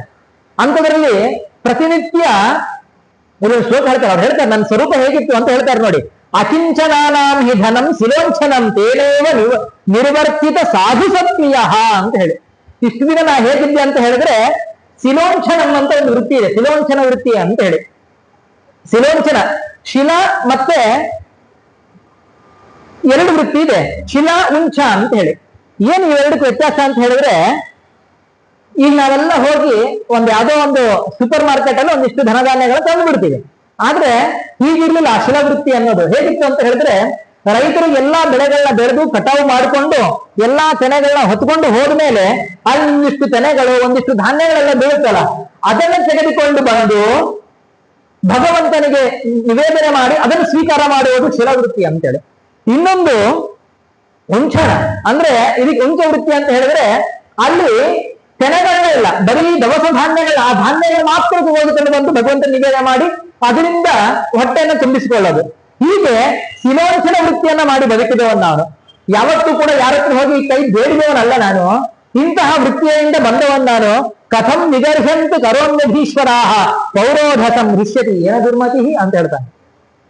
ಈ ಪೌರೋಹಿತ್ಯ ಅನ್ನೋದು ಯಾರಿಗೂ ಒಳ್ಳೇದು ಅಂತ ಹೇಳಿದ್ರೆ ಅದನ್ನ ಹೇಳ್ತಾರೆ, ವೃದ್ಧೌಚ ಮಾತಾಪಿತರೋ ಸತಿ ಭಾರ್ಯಾ ಸುತ ಶಿಶು ಅಪ್ಯಕಾರ್ಯ ಶತಂ ಕೃತ್ವ ಭರ್ತವ್ಯ ಮನುರಬ್ರವೀತ್ ಅಂತ ಹೇಳಿ. ಯಾರಿಗೆ ತಂದೆ ತಾಯಿಗಳು ಹೆಂಡತಿ ಮಕ್ಕಳು ಇರ್ತಾರೋ ಇಂಥವರು ದುಃಖದಿಂದ ನಿವೃತ್ತರಾಗಲಿಕ್ಕೆ ಪೌರೋಹಿತ್ಯ ಒಳ್ಳೆಯ ವೃತ್ತಿ ಹೌದು. ಆದ್ರೆ ನಾನು ಇಂತಹ ವೃತ್ತಿಯನ್ನ ಮಾಡ್ಕೊಂಡು ಬಂದವನು, ಒಬ್ಬರಷ್ಟೇ ಕೈ ಚಾಚಿಲ್ಲ, ಇಂಥ ವೃತ್ತಿಯಿಂದ ಬಂದವನ್ ನಾನು ಹೋಗಿ ಪೌರೋಹಿತ್ಯ ವೃತ್ತಿಯನ್ನು ಹೇಗ್ ಮಾಡ್ಲಿ, ಇದನ್ನ ನಿಂದನೆ ಮಾಡಿದ್ರೆ ನಾನು ಹೇಗಿರ್ಲಿ, ಮಾಡ್ತೀನಲ್ವಾ ಅಂತ ಅವನು ಹೇಳ್ತಾನೆ. ಅವನು ಹೇಳ್ತಾನೆ, ತಥಾಪಿ ನ ಪ್ರತಿಬ್ರೂಯಾಂ ಗುರುಭಿ ಪ್ರಾರ್ಥಿತಂ ಕಿಯತ್ ಭವತಾಂ ಪ್ರಾರ್ಥಿತಂ ಸರ್ವಂ ಪ್ರಾಣೈರರ್ಥೈಷ್ಟ ಸಾಧಯೇ ಅಂತ ಹೇಳಿ. ಇಷ್ಟೆಲ್ಲ ಹೇಳಿ ಒಪ್ಕೊಳ್ತಾನೆ ಅವನು. ಅಸುರರು ದೇವತೆಗಳೆಲ್ಲ ಸಂಪತ್ತನ್ನ ಕಚ್ಚಿಕೊಂಡು ಹೋಗಿದ್ದಾರೆ, ದೇವತೆಗಳಿಗೆ ತೊಂದರೆ ಮಾಡ್ತಾ ಇದ್ದಾರೆ ಅಂತ ಹೇಳಿದ್ರೆ ಆ ಪಕ್ಷದಲ್ಲಿ ನಾವು ನಿಂತ್ಕೊಳ್ಬೇಕು ಅಂತ ಹೇಳಿ ಆ ವಿಶ್ವರೂಪಾಚಾರ್ಯ ನಿಂತ್ಕೊಳ್ತಾರೆ. ನಾವು ಕೂಡ ಜೀವನದಲ್ಲಿ ನಮಗೆ ಎಷ್ಟೇ ಕಷ್ಟ ಆಗ್ಲಿ, ನಮ್ಮ ಸ್ವರೂಪಕ್ಕೆ ಧಕ್ಕೆ ಬಂದ್ರೂ ಚಿಂತೆ ಇಲ್ಲ, ಆದ್ರೆ ಸಜ್ಜನರಿಗೆ ಒಳಿತು ಆಗಬೇಕಾ ಆ ಪಕ್ಷದಲ್ಲಿ ನಿಂತು ನಾವು ಕೆಲಸ ಕಾರ್ಯಗಳನ್ನ ಮಾಡಬೇಕು. ಇವ್ರು ಒಪ್ಕೊಳ್ತಾರೆ ಏನಂತ, ಭವತಾಂ ಪ್ರಾರ್ಥಿತಂ ಸರ್ವಂ ಪ್ರಾಣೈರರ್ಥೈಶ್ಚ ಸಾಧಯೇ. ನೀವೇನು ಕೇಳ್ತಾ ಇದ್ದೀರಲ್ಲ ಅದನ್ನೆಲ್ಲವನ್ನೂ ಕೂಡ ನಾನು ನನ್ನ ಪ್ರಾಣವನ್ನ ಒತ್ತೆ ಇಟ್ಟು, ನನ್ನಲ್ಲಿರುವಂತ ಸಂಪತ್ತನ್ನ ಒತ್ತೆ ಇಟ್ಟು ನಿಮಗೆಲ್ಲವನ್ನೂ ಕೂಡ ನಾನು ತಂದುಕೊಡ್ತೇನೆ ಅಂತ ವಿಶ್ವರೂಪಾಚಾರ್ಯ ಹೇಳ್ತಾರೆ. ಈ ದೀಕ್ಷೆ ನಮ್ಮಲ್ಲಿ ಇರಬೇಕು. ನನಗೆ ಇದನ್ನ ಕೇಳಿದಾಗ ಒಂದು ಕಥೆ ನೆನಪಾಗ್ತಿದೆ ಮಹಾಭಾರತದ್ದು. ಇಲ್ಲಿ ಹೇಳಿದನೆಲ್ಲ ಗೊತ್ತಿಲ್ಲ ನನಗೆ. ನಾನು ಯಾವಾಗಲೂ ಕೂಡ ಪಾಠದಲ್ಲಿ ಸುಮಾರು ಒಂದು ವಾರದಲ್ಲಿ ಒಂದು ಸರಿ ಅಂದ್ರೆ ನನ್ನ ಮಕ್ಕಳಿಗೆ ಹೇಳ್ತಾ ಇರ್ತೀನಿ ಇದನ್ನ. ಒಂದು ಗ್ರಾಮ, ಆ ಗ್ರಾಮದಲ್ಲಿ ಒಂದು ನದಿ ಇತ್ತು, ನದಿಯ ಪಕ್ಕದಲ್ಲಿ ಒಂದು ಮರ, ಆ ಮರದಲ್ಲಿ ಒಂದು ಗುಬ್ಬಿ ಇತ್ತು. ಗ್ರಾಮ ಅಂದ್ಮೇಲೆ ಬಡವರು ಇರ್ತಾರೆ, ಶ್ರೀಮಂತರು ಇರ್ತಾರೆ, ಊರಿಗೆ ಬೇಕಾದವರು ದೊಡ್ಡ ದೊಡ್ಡವರೆಲ್ಲ ಇರ್ತಾರೆ. ಒಬ್ಬ ದೊಡ್ಡ ಮನುಷ್ಯನ ಮನೆಗೆ ಬೆಂಕಿ ಬೀಳುತ್ತೆ. ಬೆಂಕಿ ಬಿದ್ದಾಗ ಊರವರೆಲ್ಲ ಬಂದು ಬೇಕಾದವನಲ್ಲ, ಎಲ್ರಿಗೂ ಬೇಕಾದವನು, ನೀರು ತಂದು ಹಾಕ್ತಾರೆ, ಮರಳು ತಂದು ಹಾಕ್ತಾರೆ, ಬೆಂಕಿಯನ್ನು ಆರಿಸ್ಬೇಕು ಅಂತೇಳಿ. ಆಗ ಅದೇ ಸಂದರ್ಭದಲ್ಲಿ ಅಲ್ಲಿ ಮರದಲ್ಲಿ ಒಂದು ಗುಬ್ಬಿ ಇತ್ತಲ್ಲ, ಆ ಗುಬ್ಬಿ ನದಿ ನೀರನ್ನು ತೆಗೆದುಕೊಂಡು ಹೋಗೋದು ಮನೆ ಮೇಲೆ ಆ ಬೆಂಕಿಗಳು ಹಾಕಿ ಬರ್ತಾ ಇತ್ತು. ಮರ ಕೇಳುತ್ತೆ, ಗುಬ್ಬಿ ನೀರು ಇರೋದೇ ಪುಟ್ಟು 3 ಇಂಚ್ ಇಲ್ಲ, ನೀನು ಕೊಕ್ಕೆ ಅರ್ಧ ಇಂಚು ಇಲ್ಲ, ಅದ್ರಲ್ಲಿ ನೀರು ಎಷ್ಟು ಇಡಿಸುತ್ತೆ, ಅದ್ರಲ್ಲಿ ಒಂದು 5 ಹನಿ ಹೀರಿಸಿದ್ರೆ ಹೆಚ್ಚು, ಅದನ್ನ ತೆಗೆದುಕೊಂಡು ಹೋಗಿ ಆ ಬೆಂಕಿಗಳು ಹಾಕಿದ್ರೆ ಅದು ನಮ್ಗೆ ಹೋಗುತ್ತಾ ಅಂತ ಕೇಳುತ್ತೆ. ಆಗ ಆ ಗುಬ್ಬಿ ಹೇಳುತ್ತೆ, ನೀನ್ ಹೇಳ್ತಿರೋ ಮಾತು ಸತ್ಯ, ಅದು ನಂದು ಹೋಗಲ್ಲ ನಾ ಹಾಕೋ ನೀರಿನಿಂದಾಗಿ. ಆದ್ರೆ ಮುಂದೊಂದು ದಿನ ಮುಂದೊಂದು ದಿನ ಇತಿಹಾಸಕಾರರು ಪಟ್ಟಿಯನ್ನು ಮಾಡ್ತಾರೆ. ಈ ಮನೆಗೆ ಬೆಂಕಿ ಹಚ್ಚಿದವರು ಯಾರು, ಈ ಮನೆಯ ಬೆಂಕಿಯನ್ನು ನಂದಿಸಿದವರು ಯಾರು ಅಂತ ಹೇಳಿ. ಅಲ್ಲಿ ಬೆಂಕಿ ಹಚ್ಚಿದವರ ಪಟ್ಟಿಯಲ್ಲಿ ನನ್ನ ಹೆಸರು ಬರಬಾರದು ಹೊರತು ಬೆಂಕಿ ನಂದಿಸಿದವರ ಪಟ್ಟಿಯಲ್ಲಿ ನನ್ನ ಹೆಸರು ಬರಬೇಕು ಅಂತ ಆ ಗುಬ್ಬಿ ಹೇಳುತ್ತಂತೆ. ಹಾಗೆ ಇವತ್ತು ವಿಶ್ವರೂಪಾಚಾರ್ಯ ಅವತ್ತೇನಾದ್ರೆ ನಾನು ಇಲ್ಲ ನಿಮ್ಗೆ ಸಹಾಯ ಮಾಡೋದಿಲ್ಲ ಅಂತ ಹೇಳಿದ್ರೆ ಅವರು ಅಸುರನ ಗುಂಪಿಗೆ ಬಂದ್ಬಿಡ್ತಿದ್ರು. ನಾವು ವಿಶ್ವರೂಪಾಚಾರ್ಯರು ಅಂತ ಹೆಮ್ಮೆಯನ್ನು ಹೇಳ್ಕೊಡ್ತಿರ್ಲಿಲ್ಲ. ಆದ್ರೆ ವಿಶ್ವರೂಪಾಚಾರ್ಯ ಏನ್ ಮಾಡಿದ್ರು, ನನ್ನ ಪ್ರಾಣವನ್ನ ಪಣಕ್ಕಿಟ್ಟಾದ್ರೂ ನಿಮ್ಮ ಸಮಸ್ಯೆಯನ್ನು ನಾನು ಪರಿಹಾರ ಮಾಡ್ತೀನಿ ಅಂತ ಹೇಳಿದ್ರು. ಈ ದೀಕ್ಷೆ ನಮ್ಮಲ್ಲಿ ಇರ್ಬೇಕು ಯಾವಾಗ್ಲೂ ಕೂಡ. ನಮಗೆ ಎಷ್ಟೇ ಕಷ್ಟಗಳಿರ್ಲಿ, ಆದ್ರೆ ಅಲ್ಲೊಂದೇನೋ ಒಳ್ಳೆ ಕೆಲಸ ಆಗ್ತಾ ಇದೆ ಅಂತ ನಮಗ್ ಗೊತ್ತಾದ್ರೆ, ಅವ್ರಿಗೇನೋ ತೊಂದರೆ ಇದೆ ಅಂತ ಗೊತ್ತಾದ್ರೆ ಅವ್ರ ಜೊತೆಗೆ ಬೆಂಬಲವಾಗಿ ನಾವು ನಿಲ್ಲಬೇಕು. ಅಲ್ಲಿ ನಿಲ್ಲಿಕ್ಕೆ ಆಗದೇ ಇದ್ರೂ ಕೂಡ ನಮ್ಮಿಂದ ಆಗುವಂತಹ ಕೆಲಸಗಳನ್ನಾದ್ರೂ ಮಾಡ್ಬೇಕು, ಇಲ್ಲಿಂದ ಒಂದು ಪ್ರಾರ್ಥನೆಯನ್ನಾದ್ರೂ ಮಾಡ್ಬೇಕು, ಒಳ್ಳೇದಾಗ್ಲಿ ಅವರಿಗೆ ಅಂತ ಹೇಳಿ. ಇದನ್ನ ನಾವು ವಿಶ್ವರೂಪಾಚಾರ್ಯರಿಂದ ನಾವು ಕಲಿಬಹುದು ಅಂತ ಅನ್ಸುತ್ತೆ. ಇಷ್ಟೆಲ್ಲ ಆದ್ಮೇಲೆ ವಿಶ್ವರೂಪಾಚಾರ್ಯರು ಇದು ಪರಿಹಾರ ಏನ್ ಮಾಡ್ತಾರೆ ಅಂತ ಹೇಳಿದ್ರೆ ನಾರಾಯಣ ವರ್ಮವನ್ನು ಉಪದೇಶ ಮಾಡ್ತಾರೆ. ನಾರಾಯಣ ವರ್ಮವನ್ನು ಉಪದೇಶ ಮಾಡಿದಾಗ ಆ ನಾರಾಯಣ ವರ್ಮದ ಪ್ರಭಾವದಿಂದಾಗಿ ಕಳೆದುಕೊಂಡ ಸಂಪತ್ತೆಲ್ಲವನ್ನೂ ಕೂಡ ಇಂದ್ರದೇವರು ಪಡೆದುಕೊಂಡ್ರು ಅಂತ ಹೇಳಿ ಹೇಳ್ತಾರೆ. ಹೀಗೆ ನಾರಾಯಣ ವರ್ಮ ಪ್ರಸ್ತುತವಾಗುತ್ತಿಲ್ಲ. ನಮಗನ್ಸುತ್ತೆ ಇಂದ್ರದೇವರಿಗೆ ಇದಕ್ಕಿಂತ ಮುಂಚೆ ನಾರಾಯಣ ವರ್ಮ ಗೊತ್ತಿರ್ಲಿಲ್ಲೇನೋ, ವಿಶ್ವರೂಪಾಚಾರ್ಯ ಉಪದೇಶ ಮಾಡ್ಬೇಕಾಯ್ತೇನು ಅಂತ ಹೇಳಿದ್ರೆ ಇಲ್ಲ. ಇಂದ್ರದೇವರಿಗೆ ಇಲ್ಲಿಗೆ ಈ 6ನೇ ಸ್ಕಂಧದ 7ನೇ ಅಧ್ಯಾಯ ಮುಕ್ತಾಯ ಆಗುತ್ತೆ. ಇಷ್ಟಕ್ಕೆ 7ನೇ ಅಧ್ಯಾಯದಲ್ಲಿ ನಾರಾಯಣ ವರ್ಮ ಮಂತ್ರಗಳನ್ನ ಹೇಳ್ತಾ ಹೋಗ್ತಾರೆ. ಅಂತ ನಮಗೆ ಇಲ್ಲೊಂದು ಪ್ರಶ್ನೆ ಬರುತ್ತೆ. ಏನಂತ ಹೇಳಿದ್ರೆ, ಇವರಿಗೆ ಇದುವರೆಗೂ ನಾರಾಯಣ ವರ್ಮದ ಪರಿಚಯವೇ ಇರ್ಲಿಲ್ವಾ, ಇವ್ರು ಯಾಕೆ ವಿಶ್ವರೂಪಾಚಾರ್ಯನ ಹುಡ್ಕೊಂಡು ಹೋಗ್ಬೇಕಿತ್ತು, ಇಷ್ಟೆಲ್ಲ ನಮಗೆ ಪ್ರಶ್ನೆಗಳು ಬರುತ್ತೆ. ಅದರಲ್ಲೂ ಚಿಕ್ಕವರು, ಅವರು ವಯಸ್ಸಲ್ಲಿ ಚಿಕ್ಕವರು, ಕಕ್ಷೆಯಲ್ಲಿ ಚಿಕ್ಕವರು, ಅಂತವ್ರನ್ನ ಹುಡ್ಕೊಂಡು ಹೋಗುವ ಅವಶ್ಯಕತೆ ಇತ್ತ, ಅವರಿಗೆ ಉಪದೇಶ ಇರ್ಲಿಲ್ವಾ ಅಂತ ಹೇಳಿದ್ರೆ, ಹಿಂದೆ ದಧೀಚಿ ಮಹರ್ಷಿಗಳು ಉಪದೇಶ ಮಾಡಿದ್ರು ಆಗ್ಲಿ ಇಂದ್ರದೇವರಿಗೆ. ಆದ್ರೂ ಕೂಡ ಯಾಕೆ ಉಪದೇಶ ತಗೊಂಡ್ರು ಅಂತ ಹೇಳಿದ್ರೆ ನಾವು ಗಮನಿಸಬಹುದು. ರಾಮಾಯಣದಲ್ಲಿ ವಿಶ್ವಾಮಿತ್ರರು ರಾಮದೇವರನ್ನ ಮತ್ತೆ ಲಕ್ಷ್ಮಣನ್ನ ಕರೆದುಕೊಂಡು ಹೋಗ್ಬೇಕಾದ್ರೆ ಅವರಿಗೆ ಬಲ ಅತಿಬಲ ಅನ್ನುವಂತಹ ಅಸ್ತ್ರಗಳ ಉಪದೇಶವನ್ನು ಕೊಡ್ತಾರೆ ರಾಮದೇವರಿಗೆ. ಅಯ್ಯೋ, ಭಗವಂತನಿಗೆ ಇದು ಕೂಡ ಗೊತ್ತಿಲ್ಲೇನು, ಇದೆಂತ ಕರ್ಮ ಮಾರ್ಗ ಅಂತ ನಮಗನ್ಸುತ್ತೆ. ವಿಶ್ವಾಮಿತ್ರರು ರಾಮದೇವರಿಗೆ ಉಪದೇಶ ಕೊಡೋದೇನು ಇದು ಅಂತ ಹೇಳಿದ್ರೆ ರಾಮದೇವರು ಸ್ವೀಕಾರ ಮಾಡಿದ್ರು ಅದನ್ನ. ಹಂಗಂತಾರೆ ರಾಮದೇವರಿಗೆ ಗೊತ್ತಿರ್ಲಿಲ್ವಾ ಅಂತ ಹೇಳಿದ್ರೆ ಗೊತ್ತಿತ್ತು. ಯಾಕೆ ಸ್ವೀಕಾರ ಮಾಡಿದ್ರು ಅಂತ ಹೇಳಿದ್ರೆ ಅನುಗ್ರಹಾರ್ಥಂ ಸ ಋಷೇರವಾಪ ಅಂತ ಹೇಳಿ ಆ ವಿಶ್ವಾಮಿತ್ರರಿಗೆ ಭಗವಂತ ಅನುಗ್ರಹ ಮಾಡಬೇಕಾಗಿದೆ. ಅವರು ತಿಳಿದಂತಹ ಅಸ್ತ್ರ ಶಸ್ತ್ರಗಳು ಮಂತ್ರಗಳು ಅದು ಯಾವುದೂ ಕೂಡ ಮರೆತು ಹೋಗಬಾರ್ದು ಅವರಿಗೆ, ಅವುಗಳ ಮರುವು ಅವರಿಗೆ ಉಂಟಾಗಬಾರದು ಮುಂದಿನ ಜೀವನ ಕ್ರಮದಲ್ಲಿ ಅನ್ನೋ ಉದ್ದೇಶದಿಂದಾಗಿ ಅದನ್ನು ಸ್ವೀಕಾರ ಮಾಡಿದರು. ಹಾಗೆ ಇಲ್ಲಿ ಕೂಡ ಇಂದ್ರದೇವರು ತನಗೆ ಮೊದಲೇ ದಧೀಚಿ ಮಹರ್ಷಿಗಳಿಂದ ಉಪದೇಶವಿದ್ದಂತಹ ನಾರಾಯಣ ವರ್ಮದ ಉಪದೇಶವನ್ನ ಪುನಃ ಪಡೆದುಕೊಂಡ್ರು ಅಂತ ಹೇಳ್ತಾರೆ. ಇದು ಒಂದು ಕಾರಣ. ಮತ್ತೆ ಇನ್ನೊಂದೇನಂತ ಹೇಳಿದ್ರೆ ನಾವಿಲ್ಲಿ ಗಮನಿಸ್ಬೇಕು, ಈ ರೂಢಿ ಸ್ವಲ್ಪ ತಪ್ಪಿದೆ ಅಂತ ನಾ ಅನ್ಕೊಳ್ತೇನೆ. ಆ ಹಿರಿಯರು ಯಾರಾದ್ರೂ ಇದ್ರೆ ಹೇಳ್ಬೇಕು. ಯಾರಾದ್ರೂ ಗುರು ಹಿರಿಯರು ಬರ್ಲಿ, ಸನ್ಯಾಸಿಗಳು ಬರ್ಲಿ, ಅವರಿಂದ ಹೋಗಿ ಏನಾದ್ರೂ ಒಂದು ಉಪದೇಶವನ್ನು ಪಡ್ಕೊಳ್ಬೇಕು, ಮಂತ್ರಗಳ ಉಪದೇಶವನ್ನು ಪಡ್ಕೊಳ್ಬೇಕು. ನಮಗ್ ಗೊತ್ತಿದ್ರೂ ಸಹಿತ ಆ ಮಂತ್ರಗಳ ಉಪದೇಶವನ್ನ ಕೊಡಿ ಅಂತ ಹೇಳಿ ಗುರುಗಳೆಲ್ಲ ಪ್ರಾರ್ಥನೆ ಮಾಡಿ ಕೇಳ್ಕೊಳ್ಬೇಕು. ಈ ಉದ್ದೇಶದಿಂದಾಗಿ ಇಂದ್ರದೇವರು ಗುರುವಾದಂತಹ ವಿಶ್ವರೂಪನಲ್ಲಿ ಪ್ರಾರ್ಥನೆ ಮಾಡಿ ನಾರಾಯಣ ವರ್ಮವನ್ನ, ಹಿರಿಯರು ಜ್ಞಾನಿಗಳವರು ತತ್ವಜ್ಞಾನಿಗಳು ಆದ್ರಿಂದಾಗಿ ಅವರಲ್ಲಿ ಪಡ್ಕೊಳ್ಳೋಣ ಅಂತ ಹೇಳಿ ಅವರಿಂದ ನಾರಾಯಣ ವರ್ಮವನ್ನು ಉಪದೇಶ ಪಡ್ಕೊಂಡ್ರು ಅಂತ ಹೇಳ್ತಾರೆ. ಯಾಕಂತ ಹೇಳಿದ್ರೆ ಈ ನಾವು ಗಾಯತ್ರಿಯ ಉಪದೇಶ ಎಲ್ಲ ಕೇಳಿರ್ತೀವಲ್ಲ, ಈ ಉಪದೇಶ ಕೊಡೋದು ಯಾಕೆ ಅಂತ ಹೇಳಿದ್ರೆ ಅದನ್ನ ಪ್ರತಿನಿತ್ಯದಲ್ಲೂ ಪಠಿಸಬೇಕು ಅಂತ ಹೇಳಿ. ಈ ಕೆಲವೊಬ್ಬರೆಲ್ಲ ಪ್ರತಿನಿತ್ಯ ಪಠಿಸಿರೋದಿಲ್ಲ, ಅಂದ್ರೆ ಮಂತ್ರ ಜಪವನ್ನ ಮಾಡಿರೋದಿಲ್ಲ. ಅದಕ್ಕೋಸ್ಕರ ಮತ್ತೊಮ್ಮೆ ಉಪದೇಶ ತಗೊಳ್ಳೋದು ಕೂಡ ರೂಢಿಯಲ್ಲಿದೆ. ಹಾಗಂತೇಳಿ ಇಂದ್ರದೇವರು ಕೂಡ ಇಷ್ಟು ದಿನ ಅದನ್ನ ಜಪ ಮಾಡಿರ್ಲಿಲ್ಲ, ಅದರಿಂದ ತಗೊಂಡ್ರು ಅಂತ ಅರ್ಥ ಅಲ್ಲ. ಹೊರತು ಗುರು ಹಿರಿಯರಲ್ಲಿ ಉಪದೇಶವನ್ನ ಸ್ವೀಕಾರ ಮಾಡಬೇಕು ಅನ್ನೋ ಉದ್ದೇಶದಿಂದಾಗಿ ಇಲ್ಲಿ ಇಂದ್ರದೇವರು ಉಪದೇಶವನ್ನ ಪಡೆದುಕೊಂಡ್ರು ಅಂತ ಹೇಳ್ತಾರೆ. ಇಷ್ಟಾದ್ಮೇಲೆ ಇವ್ರು ಹೇಳಿದ್ರು, ಇಷ್ಟೆಲ್ಲ ಕಥೆ ಹೇಳಿದ್ದು ಯಾರು ಅಂತ ಹೇಳಿದ್ರೆ ಕೊಪ್ಪೇಶಾಚಾರ್ಯರಲ್ಲ, ಹೊರತು ಶುಕಾಚಾರ್ಯರು ಪರೀಕ್ಷಿತ್ ಮಹಾರಾಜನಿಗೆ ಇಷ್ಟೆಲ್ಲ ಹೇಳಿದ್ರು, ಹೀಗೀಗ ಆಯ್ತಪ್ಪ ಅಂತ ಹೇಳಿ. ಆಗ ಪರೀಕ್ಷಿತ್ ರಾಜರು ಕೇಳ್ತಾರೆ ಏನಂತ, ಯಜಾ ಗುಪ್ತ ಸಹಸ್ರಾಕ್ಷ ಸವಾಹಾನ್ ರಿಪು ಸೈನಿಕಾನ್ ಕ್ರೀಡನ್ನಿವ ವಿನಿರ್ಜಿತ್ಯ ತ್ರಿಲೋಕ್ಯ ಬುಭುಜೇ ಶ್ರಿಯಂ. ನಾರಾಯಣ ವರ್ಮದ ಮೊದಲನೇ ಶ್ಲೋಕ ಇದು, ಮೊದಲನೇ ಮಂತ್ರ ಇದು. ರಾಜರು ಪರೀಕ್ಷಿತ ರಾಜ ಕೇಳ್ತಾನೆ, ಭಗವನ್ ತನ್ಮಮಾಖ್ಯಾಹಿ ವರ್ಮ ನಾರಾಯಣಾತ್ಮಕಂ ಯಥಾಗತಾಯಿನ ಶತ್ರು ಏನ ಗುಪ್ತೋ ವೇನ್ಬೃಧೆ ಅಂತ ಹೇಳಿ. ಈ ನಾರಾಯಣ ವರ್ಮದಿಂದಾಗಿ, ನಾರಾಯಣ ಕವಚದಿಂದಾಗಿ ಇಂದ್ರ ಕಳೆದುಕೊಂಡಂತಹ ಸಂಪತ್ತನ್ನ ಪಡೆದುಕೊಂಡ, ದೇವತೆಗಳು ಎಲ್ಲರೂ ಕೂಡ ಆರಾಮವಾಗಿ ಇದ್ರು, ಮತ್ತೆ ಅಸುರರ ಮೇಲೆ ದಾಳಿ ಮಾಡಿ ಗೆದ್ರು. ಇದೆಲ್ಲವನ್ನು ಕ್ರೀಡನ್ನಿವ ವಿನರ್ಜಿತ್ಯ, ಹೇಗೆ ಬಹಳ ಕಷ್ಟಪಟ್ಟು ಗೆದ್ರೇನೆ ಇಲ್ಲ, ಕ್ರೀಡನ್ನಿವ ಆರಾಮ ಆಟ ಆಡ್ತಾ ಅವ್ರು ಗೆದ್ರು ಅಂತ ಹೇಳಿ. ಹೀಗೆ ಹೇಳಿದಲ್ಲ ಆ ನಾರಾಯಣ ವರ್ಮದ ಉಪದೇಶವನ್ನ, ಅದು ಏನು ನನಗೂ ಸ್ವಲ್ಪ ಹೇಳಪ್ಪ ಅಂತೇಳಿ ಪರೀಕ್ಷಿತ ರಾಜರು ಕೇಳಿದಾಗ ಆಗ ಶುಕಾಚಾರ್ಯ ಹೇಳಿಕ್ಕೆ ಆರಂಭ ಮಾಡ್ತಾರೆ.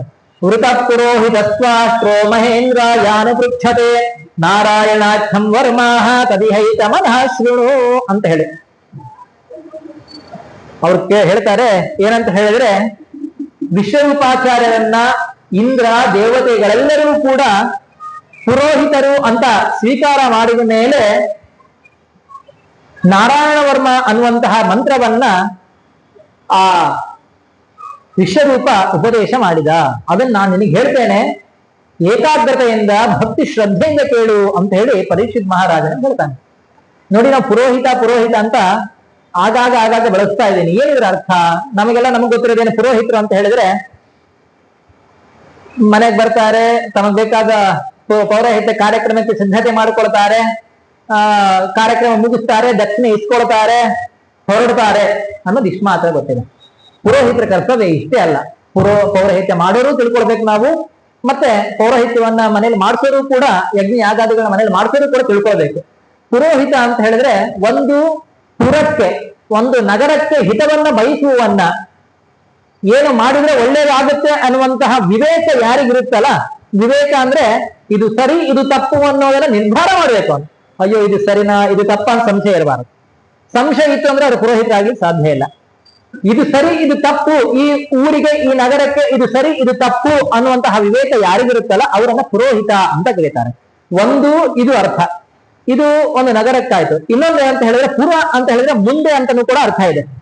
ಮುಂದೆ ಯಾವುದು ಹಿತ ಯಾವುದು ಅಹಿತ ಅನ್ನೋದು ಕೂಡ ಗೊತ್ತಾಗ್ತಿರಬೇಕು.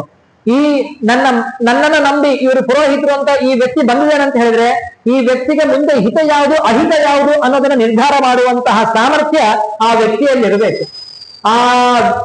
ಅದನ್ನ ತಿಳಿದುಕೊಂಡು ಅದಕ್ಕೆ ತಕ್ಕಂತೆ ಒಂದು ಯೋಜನೆಯನ್ನ ಸಿದ್ಧಪಡಿಸ್ಬೇಕಲ್ಲ, ಇದು ಪುರೋಹಿತರ ಕರ್ತವ್ಯ ಅಂತ ಹೇಳಿ ಹೀಗೆ ಸ್ವೀಕಾರ ಮಾಡಿದ್ದಿಲ್ಲಿ ವಿಶ್ವರೂಪಾಚಾರ್ಯರನ್ನ. ತಕ್ಷಣ ಸುಮ್ಮನೆ ಬಂದು ನಮಗೆ ಸಮಸ್ಯೆ ಬಗೆಹರಿಸಿ ಹೋಗ್ಬಿಡ್ರಿ ಅಂತ ಹೇಳಿದ್ದು ಅಷ್ಟೇ ಅಲ್ಲ. ಇಲ್ಲಿ ಹೊರತು ನಮಗೆ ಯಾವುದು ಹಿತ ಮುಂದೆ ಅದು ಎಲ್ಲ ನಮ್ಮ ಜವಾಬ್ದಾರಿ ಪೂರ್ತಿ ನಿಮ್ಮದೇ ಅಂತ ಹೇಳಿ ವಿಚಾರ ಮಾಡಿ ಅವ್ರನ್ನ ಕರೆದುಕೊಂಡು ಬಂದಿದ್ದು. ಅಂತಹ ವಿಶ್ವರೂಪಾಚಾರ್ಯರು ನಾರಾಯಣ ವರ್ಮವನ್ನ ನಾನು ಹೇಳ್ತೇನೆ ಅದನ್ನ ಕೇಳಿ ಅಂತ ಹೇಳಿದ್ದನ್ನ ಈಗ ಶುಕಾಚಾರ್ಯರು ಪರೀಕ್ಷಿತ್ ಮಹಾರಾಜನಿಗೆ ತಿಳಿಸ್ತಾ ಇದ್ದಾರೆ. ಅಷ್ಟೇ ಅಲ್ಲ ನೋಡಿ, ನಾರಾಯಣ ವರ್ಮ ಮಂತ್ರ ಇದೆಯಲ್ಲ, ಸುಮ್ಮನೆ ಕುತ್ಕೊಂಡು ಎಲ್ಲೋ ಒಂದು ಮೂಲೆಯಲ್ಲಿ ಅಥವಾ ಅಶುದ್ಧರಾಗಿ ಹೇಗೋ ಹೇಳ್ಬೋದು ಅಂತ ಹೇಳಿದ್ರೆ ಹಾಗೆ ಹೇಳಲಿಕ್ಕಿಲ್ಲ. ಅದು ಹೇಳ್ತಾರೆ ವಿಶ್ವರೂಪಾಚಾರ್ಯ ಏನಂತ, ಧೌತಾಂಗ್ರಿಪಾಣಿರಾಚಮ್ಯ ಸಪವಿತ್ರ ಉದನ್ಮುಖ ಕೃತಸ್ವಾಂಗಕರನ್ಯಾಸೋ ಮಂತ್ರಾಭ್ಯಾವಾಜ್ಯದ ಶುಚಿ ಅಂತ ಹೇಳಿ. ಹೇಗ್ ಮಾಡ್ಬೇಕು ಅಂತ ಹೇಳಿದ್ರೆ ಧೌತಾಂಗ್ರಿ ಪಾಣಿರಾಚಂ ಪಾಣಿಹಿ ಅಂತ ಹೇಳಿ. ಧೌತಾಂಗ್ರಿ ಪಾಣಿಹಿ, ಕೈ ಕಾಲುಗಳನ್ನ ಮೊದಲು ತೊಳೆದುಕೊಳ್ಬೇಕು ಅಂತ ಹೇಳಿ. ವಾಸ್ತವಿಕವಾಗಿ ಬೆಳಗ್ಗೆ ಮತ್ತು ಸಂಜೆ 2 ಹೊತ್ತು ಪಾರಾಯಣ ಮಾಡಲೇಬೇಕು.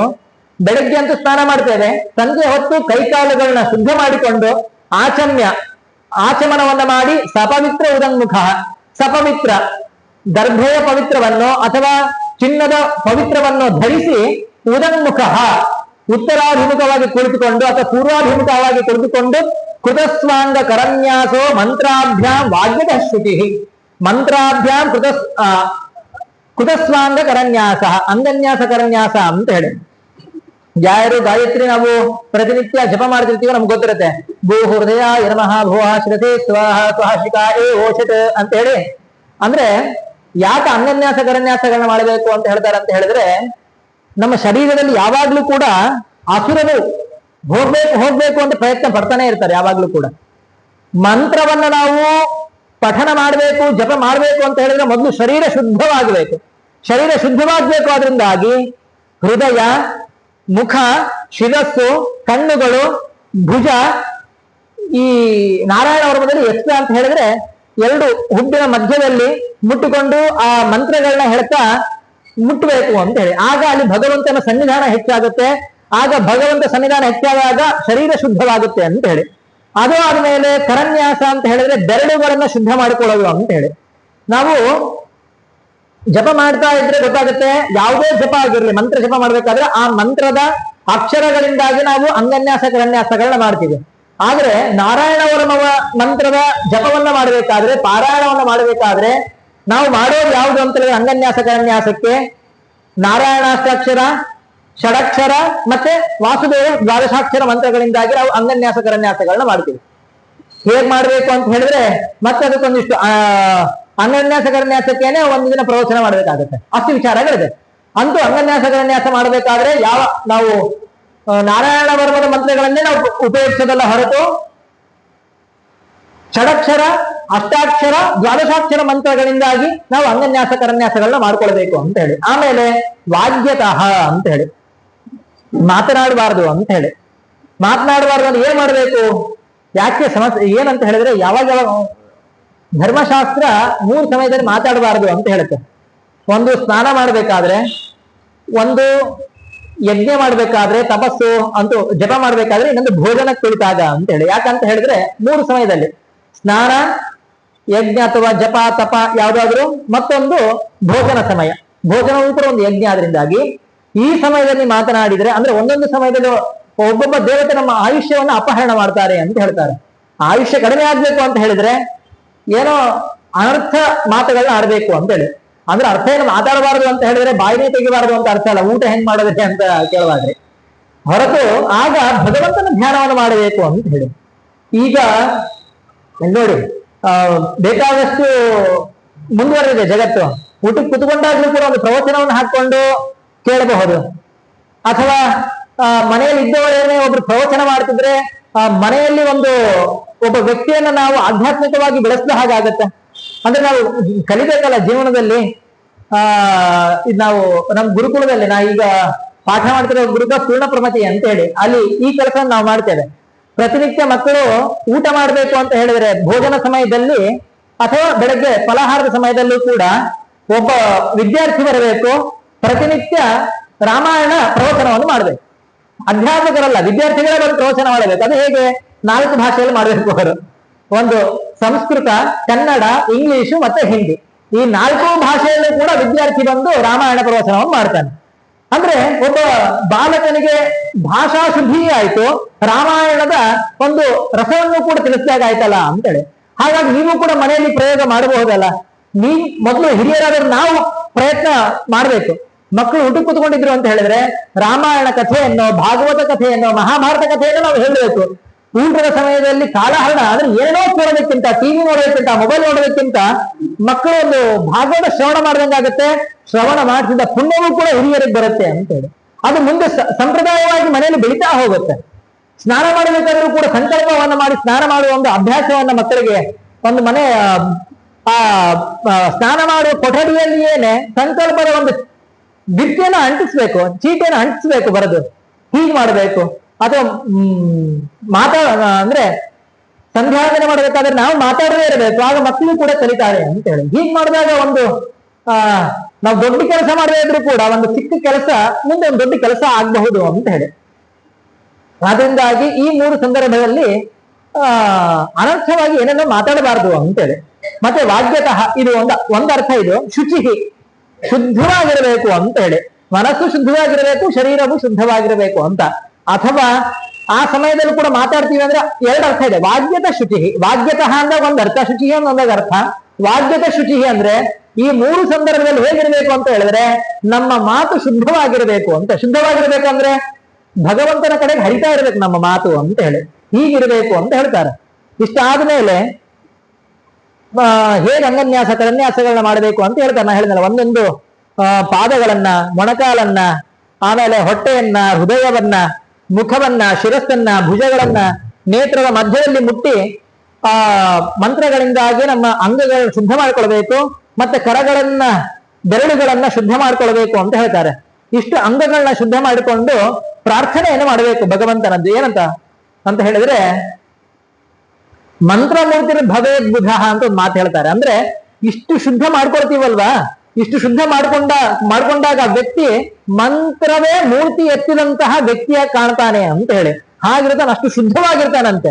ಮಂತ್ರಗಳೇ ನಮ್ಮಲ್ಲಿ ಹರಿದಾಡ್ತಾ ಇದೆ ಅಂತ ಹೇಳಿದ್ರೆ ಆ ಮುಖದ ಕಾಂತಿ ಆ ಭಗವಂತನಲ್ಲಿ ಮನಸ್ಸು ಹೇಗೆ ಹರಿತಿರಬಾರದು ಅಂತ ಹೇಳಿ, ಹೀಗಾಗಬೇಕು. ಅಂದ್ರೆ ಅಂಗನ್ಯಾಸ ಕರನ್ಯಾಸಗಳನ್ನ ಮಾಡ್ಕೊಂಡಾಗ ಈ ಪರಿಣಾಮಗಳು ನಮ್ಮ ಶರೀರದಲ್ಲಿ ಆಗುತ್ತೆ ಅಂತ ಹೇಳ್ತಾರೆ. ಹೀಗೆ ಹೇಳಿ ಯಾವುದೇ ಒಂದು ಮಂತ್ರವನ್ನ ನಾವು ಜಪಿಸ್ಬೇಕು ಅಂತ ಹೇಳಿದ್ರೆ ಒಂದು ಧ್ಯಾನ ಶ್ಲೋಕ ಇರುತ್ತೆ.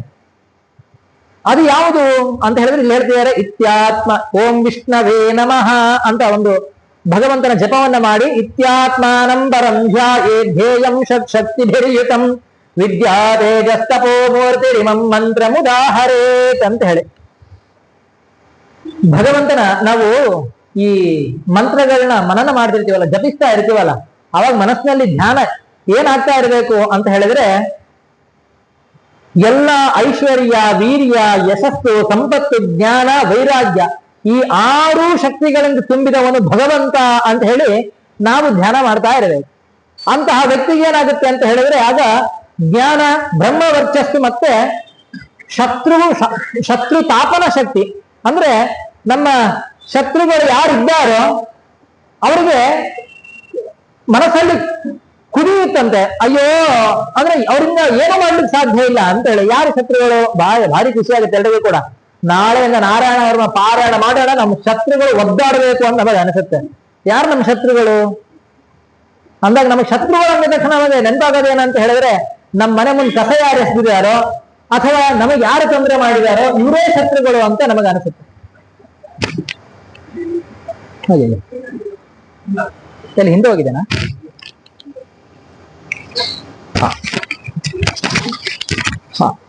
ನಮಗೆ ಶತ್ರುಗಳು ಅಂದಾಗ ನೆನಪಾಗೋದೇ ಇರು, ಆದ್ರೆ ಶತ್ರುಗಳು ಅಂದ್ರೆ ಇವರು ಅಂತ ಇಟ್ಕೊಳ್ಬಾರ್ದಲ್ಲ. ಹೀಗೆ ಮಾಡಿಬಿಟ್ರೆ ಅವರಲ್ಲಿರುವಂತಹ ಭಗವಂತನನ್ನ ನಾವು ನಿಂದಿಸಿದಂತಹ ಪಾಪಕ್ಕೆ ನಾವು ಗುರಿಯಾಗ್ತೀವಿ. ಯಾರು ಹೇಗಿರ್ತಾರೆ ಅನ್ನೋದು ಗೊತ್ತಿರೋದಿಲ್ಲ. ಯಾಕಂದ್ರೆ ಎಲ್ಲವೂ ಕೂಡ ಭಗವಂತನ ಸೃಷ್ಟಿ. ಭಗವಂತನ ಸೃಷ್ಟಿ ಅಂದ್ಮೇಲೆ ಭಗವಂತನ ಸನ್ನಿಧಾನ ಪ್ರತಿಯೊಂದು ಜೀವಿಯಲ್ಲೂ ಪ್ರತಿಯೊಂದು ವಸ್ತುವಿನಲ್ಲೂ ಕೂಡ ಇರುತ್ತೆ. ಅವರನ್ನ ವ್ಯಕ್ತಿಯನ್ನ ದ್ವೇಷ ಮಾಡ್ತೀವಿ ಅಂತ ಹೇಳಿದ್ರೆ ಭಗವಂತನನ್ನ ದ್ವೇಷ ಮಾಡಿದ ಹಾಗೆ ಮಾಡಬಾರದು. ಮತ್ತೆ ಏನು ಶತ್ರುತಾಪನ ಶಕ್ತಿ ಹೆಚ್ಚಾಗುತ್ತೆ ಅಂತ ಹೇಳಿದ್ರಲ್ಲ, ಮತ್ತೆ ಶತ್ರುಗಳಂದ್ರೆ ಇವರೇ ಅಲ್ಲ ನೀವಂದ್ರೆ ಅವರಲ್ಲ. ಕ್ರೋಧ, ಮದ, ಮಾತ್ಸರ್ಯ, ಲೋಭ ಇವೆಲ್ಲವೂ ಕೂಡ ನಮ್ಮ ಶತ್ರುಗಳು. ಇವರಲ್ಲಿ ತಾಪನ ಶಕ್ತಿ ಹೆಚ್ಚಾದಾಗ ನಮ್ಮಿಂದ ದೂರವಾಗ್ತಾರೆ, ಆಗ ಮನಸ್ಸು ಶುದ್ಧವಾಗುತ್ತೆ ಅಂತ ಹೇಳಿ. ಆದ್ರಿಂದಾಗಿ ಧ್ಯಾನವನ್ನು ಮಾಡಬೇಕು ಅಂತ ಹೇಳ್ತಾರೆ. ಮಾಡಿದ್ಮೇಲೆ ಇಷ್ಟು ಮೊದಲು ಒಂದು 6, 7, 8, 9 ಶ್ಲೋಕಗಳಲ್ಲಿ ನಾವು ಮಂತ್ರವನ್ನ ಜಪಿಸ್ಲಿಕ್ಕೆ ಸಿದ್ಧತೆ ಹೇಗಿರಬೇಕು ಅಂತ ಹೇಳಿದ್ರು. ಒಂದು ಶ್ಲೋಕದಲ್ಲಿ ನಾವು ಧ್ಯಾನವನ್ನು ಹೇಗ್ ಮಾಡಬೇಕು ಅಂತ ಹೇಳಿದ್ರು. ಮುಂದೆ ಹೇಳ್ತಿದ್ದಾರೆ ಏನಂತ ಹೇಳಿದ್ರೆ, ಹರಿರು ವಿದಧ್ಯಾನ್ಮ ಸರ್ವ ರಕ್ಷಾಮ್ಯಸ್ತಾಂಘ್ರಿ ಬದ್ಧ ಪತಗೇಂದ್ರ ಪೃಷ್ಠೆ ದರಾರಿ ಚರ್ಮಾಸಿ ಗದೇಶು ಚಾಪ ಪಾಶಾಂಧಾನೋಸ್ತ ಗುಣೋಸ್ತ ಬಾಹು ಅಂತ ಹೇಳಿ. ಈ ಶ್ಲೋಕದಲ್ಲಿ ನಾವು ಪಾರಾಯಣ ಮಾಡ್ಬೇಕಾದ್ರೆ ಓಂಕಾರವನ್ನು ಕೂಡ ಸೇರಿಸ್ಕೊಳ್ಬೇಕು. ಓಂ ಹರಿರ್ ವಿದಧ್ಯಾನ್ ಮಮ ಸರ್ವ ರಕ್ಷಾಂ ಅಂತ ಹೇಳಿ. ಎಂತ ಅದ್ಭುತವಾದ ಪ್ರಾರ್ಥನೆ ಅಂತ ಹೇಳಿದ್ರೆ, ನಮಗೆ ಅದೇ ಅಧ್ಯಯನ ಮಾಡ್ಬೇಕಾದ್ರೆ ನನಗೂ ಒಂದ್ ಸ್ವಲ್ಪ ನಾನು ತುಂಬಾ ತಪ್ಪಾಗಿ ಯೋಚನೆ ಮಾಡ್ತಿರ್ತೀನಲ್ಲ. ಅಯ್ಯೋ ನಿಮಗೆ ಅನಿಸ್ಬೋದು, ಅಯ್ಯೋ ನೀವೇ ಹಿಂಗ ಅಂದ್ಬಿಟ್ರೆ ನಮ್ದೇನೋ ಅಂತ ನಿಮಗೆ ಅನಿಸುತ್ತೆ. ಯಾರು ಕೂಡ ನಾವು ದೇವರಲ್ಲ, ನಮ್ಮಲ್ಲಿ ಎಲ್ಲರಲ್ಲೂ ಕೂಡ ದೋಷಗಳು ಇದ್ದೇ ಇರುತ್ತೆ. ಭಗವಂತನ ಬಗ್ಗೆಯೂ ಕೂಡ ನಮಗೆ ಆಗಾಗ ಬೇಸರ ಉಂಟಾಗೋದಿದೆ. ಆದ್ರೆ ಆ ಬೇಸರ ಉಂಟಾಗಬಾರ್ದು ಅಂದ್ರೆ ಏನ್ ಮಾಡ್ಬೇಕಂತ ಹೇಳಿದ್ರೆ, ಇಂಥ ಗ್ರಂಥಗಳ ಅಧ್ಯಯನ ನಾವು ಪದೇ ನಿರಂತರವಾಗಿ ನಾವು ಮಾಡ್ತಾ ಇರಬೇಕು ಅಂತ ಹೇಳಿ. ಆಗ ಆ ಜಾಗೃತೆ ನಮ್ಮಲ್ಲಿ ಮೂಡುತ್ತೆ, ಭಗವಂತನ ಬಗ್ಗೆ ಜಾಗೃತೆ ಮೂಡುತ್ತೆ ಅಂತ ಹೇಳ್ತಾ ಇದ್ದಾರೆ ನೋಡಿ. ಹರಿರು ವಿದಧ್ಯಾನ್ ಮಮ ಸರ್ವ ರಕ್ಷಾಂ ಅಂತ ಹೇಳಿ, ಭಗವಂತ ಸರ್ವ ರೀತಿಯಿಂದಲೂ ನನ್ನ ರಕ್ಷಣೆಯನ್ನು ಮಾಡಪ್ಪ ಅಂತ ಪ್ರಾರ್ಥನೆ ಮಾಡ್ತಾ ಇದ್ದಾರೆ.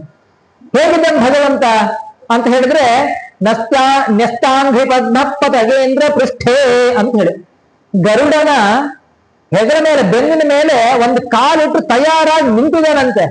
ಹೇಗೆ ಮತ್ತೆ ಹೇಗಿದೆ ಅವನ ಸ್ವರೂಪ ಅಂತ ಹೇಳಿದ್ರೆ, ದರಾರಿ ಚರ್ಮಾಸಿ ಗದೇಶು ಚಾಪ ಪಾಶಾಂಧಾನೋಸ್ತ ಗುಣೋಸ್ತ ಬಾಹು ಅಂತ ಹೇಳಿ, ಶಂಖ, ಚಕ್ರ, ಗುರಾಣಿ, ಖಡ್ಗ, ಗದೆ, ಬಾಣ, ಧನಸ್ಸು, ಪಾಶ, ಹಗ್ಗವನ್ನೂ ಕೂಡ ಇದೆಲ್ಲವನ್ನೂ ಕೂಡ ತನ್ನ 8 ಕೈಗಳಲ್ಲಿ, ಬಲಗಡೆ 4 ಕೈ, ಎಡಗಡೆ 4 ಕೈ, ಮತ್ತೆ ಒಂದು ಕಾಲನ್ನ ಗರುಡನ ಮೇಲೆ ಇಟ್ಟಿದ್ದಾರೆ.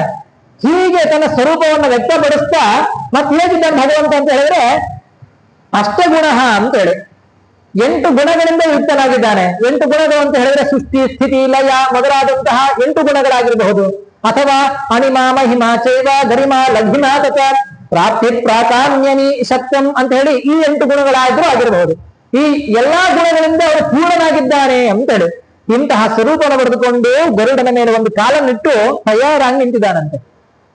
ಏತಕ್ಕಾಗಿ ತಯಾರಾಗಿ ನಿಂತಿದ್ದಾನೆ ಅಂತ ಹೇಳಿದ್ರೆ ಯಾವ್ದಾದ್ರೂ ಯುದ್ಧ ತಯಾರಾಗಿ ನಿಂತಿದ್ದಾನ? ಅಲ್ಲ. ತನ್ನ ಭಕ್ತರು ಯಾರಾದ್ರೂ ಪ್ರಾರ್ಥನೆ ಮಾಡಿದ್ವು ಅಂತ ಹೇಳಿದ್ರೆ ತಕ್ಷಣದಲ್ಲಿ ಅಲ್ಲಿಗೆ ಓಡಿ ಬರಬೇಕು ಅಂತ ಹೇಳಿ ನಾವು ಮಾಡ್ತಾ ಇದ್ದೀವ ಅನ್ನೋದು ಯೋಚನೆ ಮಾಡೋದು. ನಮಗೆಲ್ಲ ಅನಿಸ್ತಾ ಇರುತ್ತೆ, ನಮಗೆಲ್ಲ ಎಷ್ಟು ಕಷ್ಟ ಇದೆ, ಭಗವಂತ ನಮಗೆ ಏನ್ ಪರಿಹಾರನೇ ಮಾಡ್ತಿಲ್ಲ, ನಮ್ಮಲ್ಲಿ ಕಣ್ಣು ತೆರೆದು ನೋಡ್ತಾ ಇಲ್ಲ, ನಮ್ಮಲ್ಲಿ ನಮ್ಮ ಮನೆಗೆ ಬರ್ತಾ ಇಲ್ಲ ಅಂತ ಹೇಳಿ ಏನೇನೋ ಬೈತಾ ಇರ್ತೀವಿ ನಾವು. ಎಲ್ರಿಗೂ ಕೂಡ ಅನುಭವ ಇರುತ್ತೆ ಇದು. ಆದ್ರೆ ಭಗವಂತ ಹಾಗಿಲ್ಲ ಅಂತ ನಾರಾಯಣ ವರ್ಮ ಹೇಳುತ್ತೆ, ನಿನಗೆ ಇಷ್ಟೇ ಪ್ರಾರ್ಥನೆ ಮಾಡು, ಹರೇ ವಿದಗ್ಧ ನಮ್ಮ ಸರ್ವರಕ್ಷಾಂ ಅಂತ ಹೇಳಿ.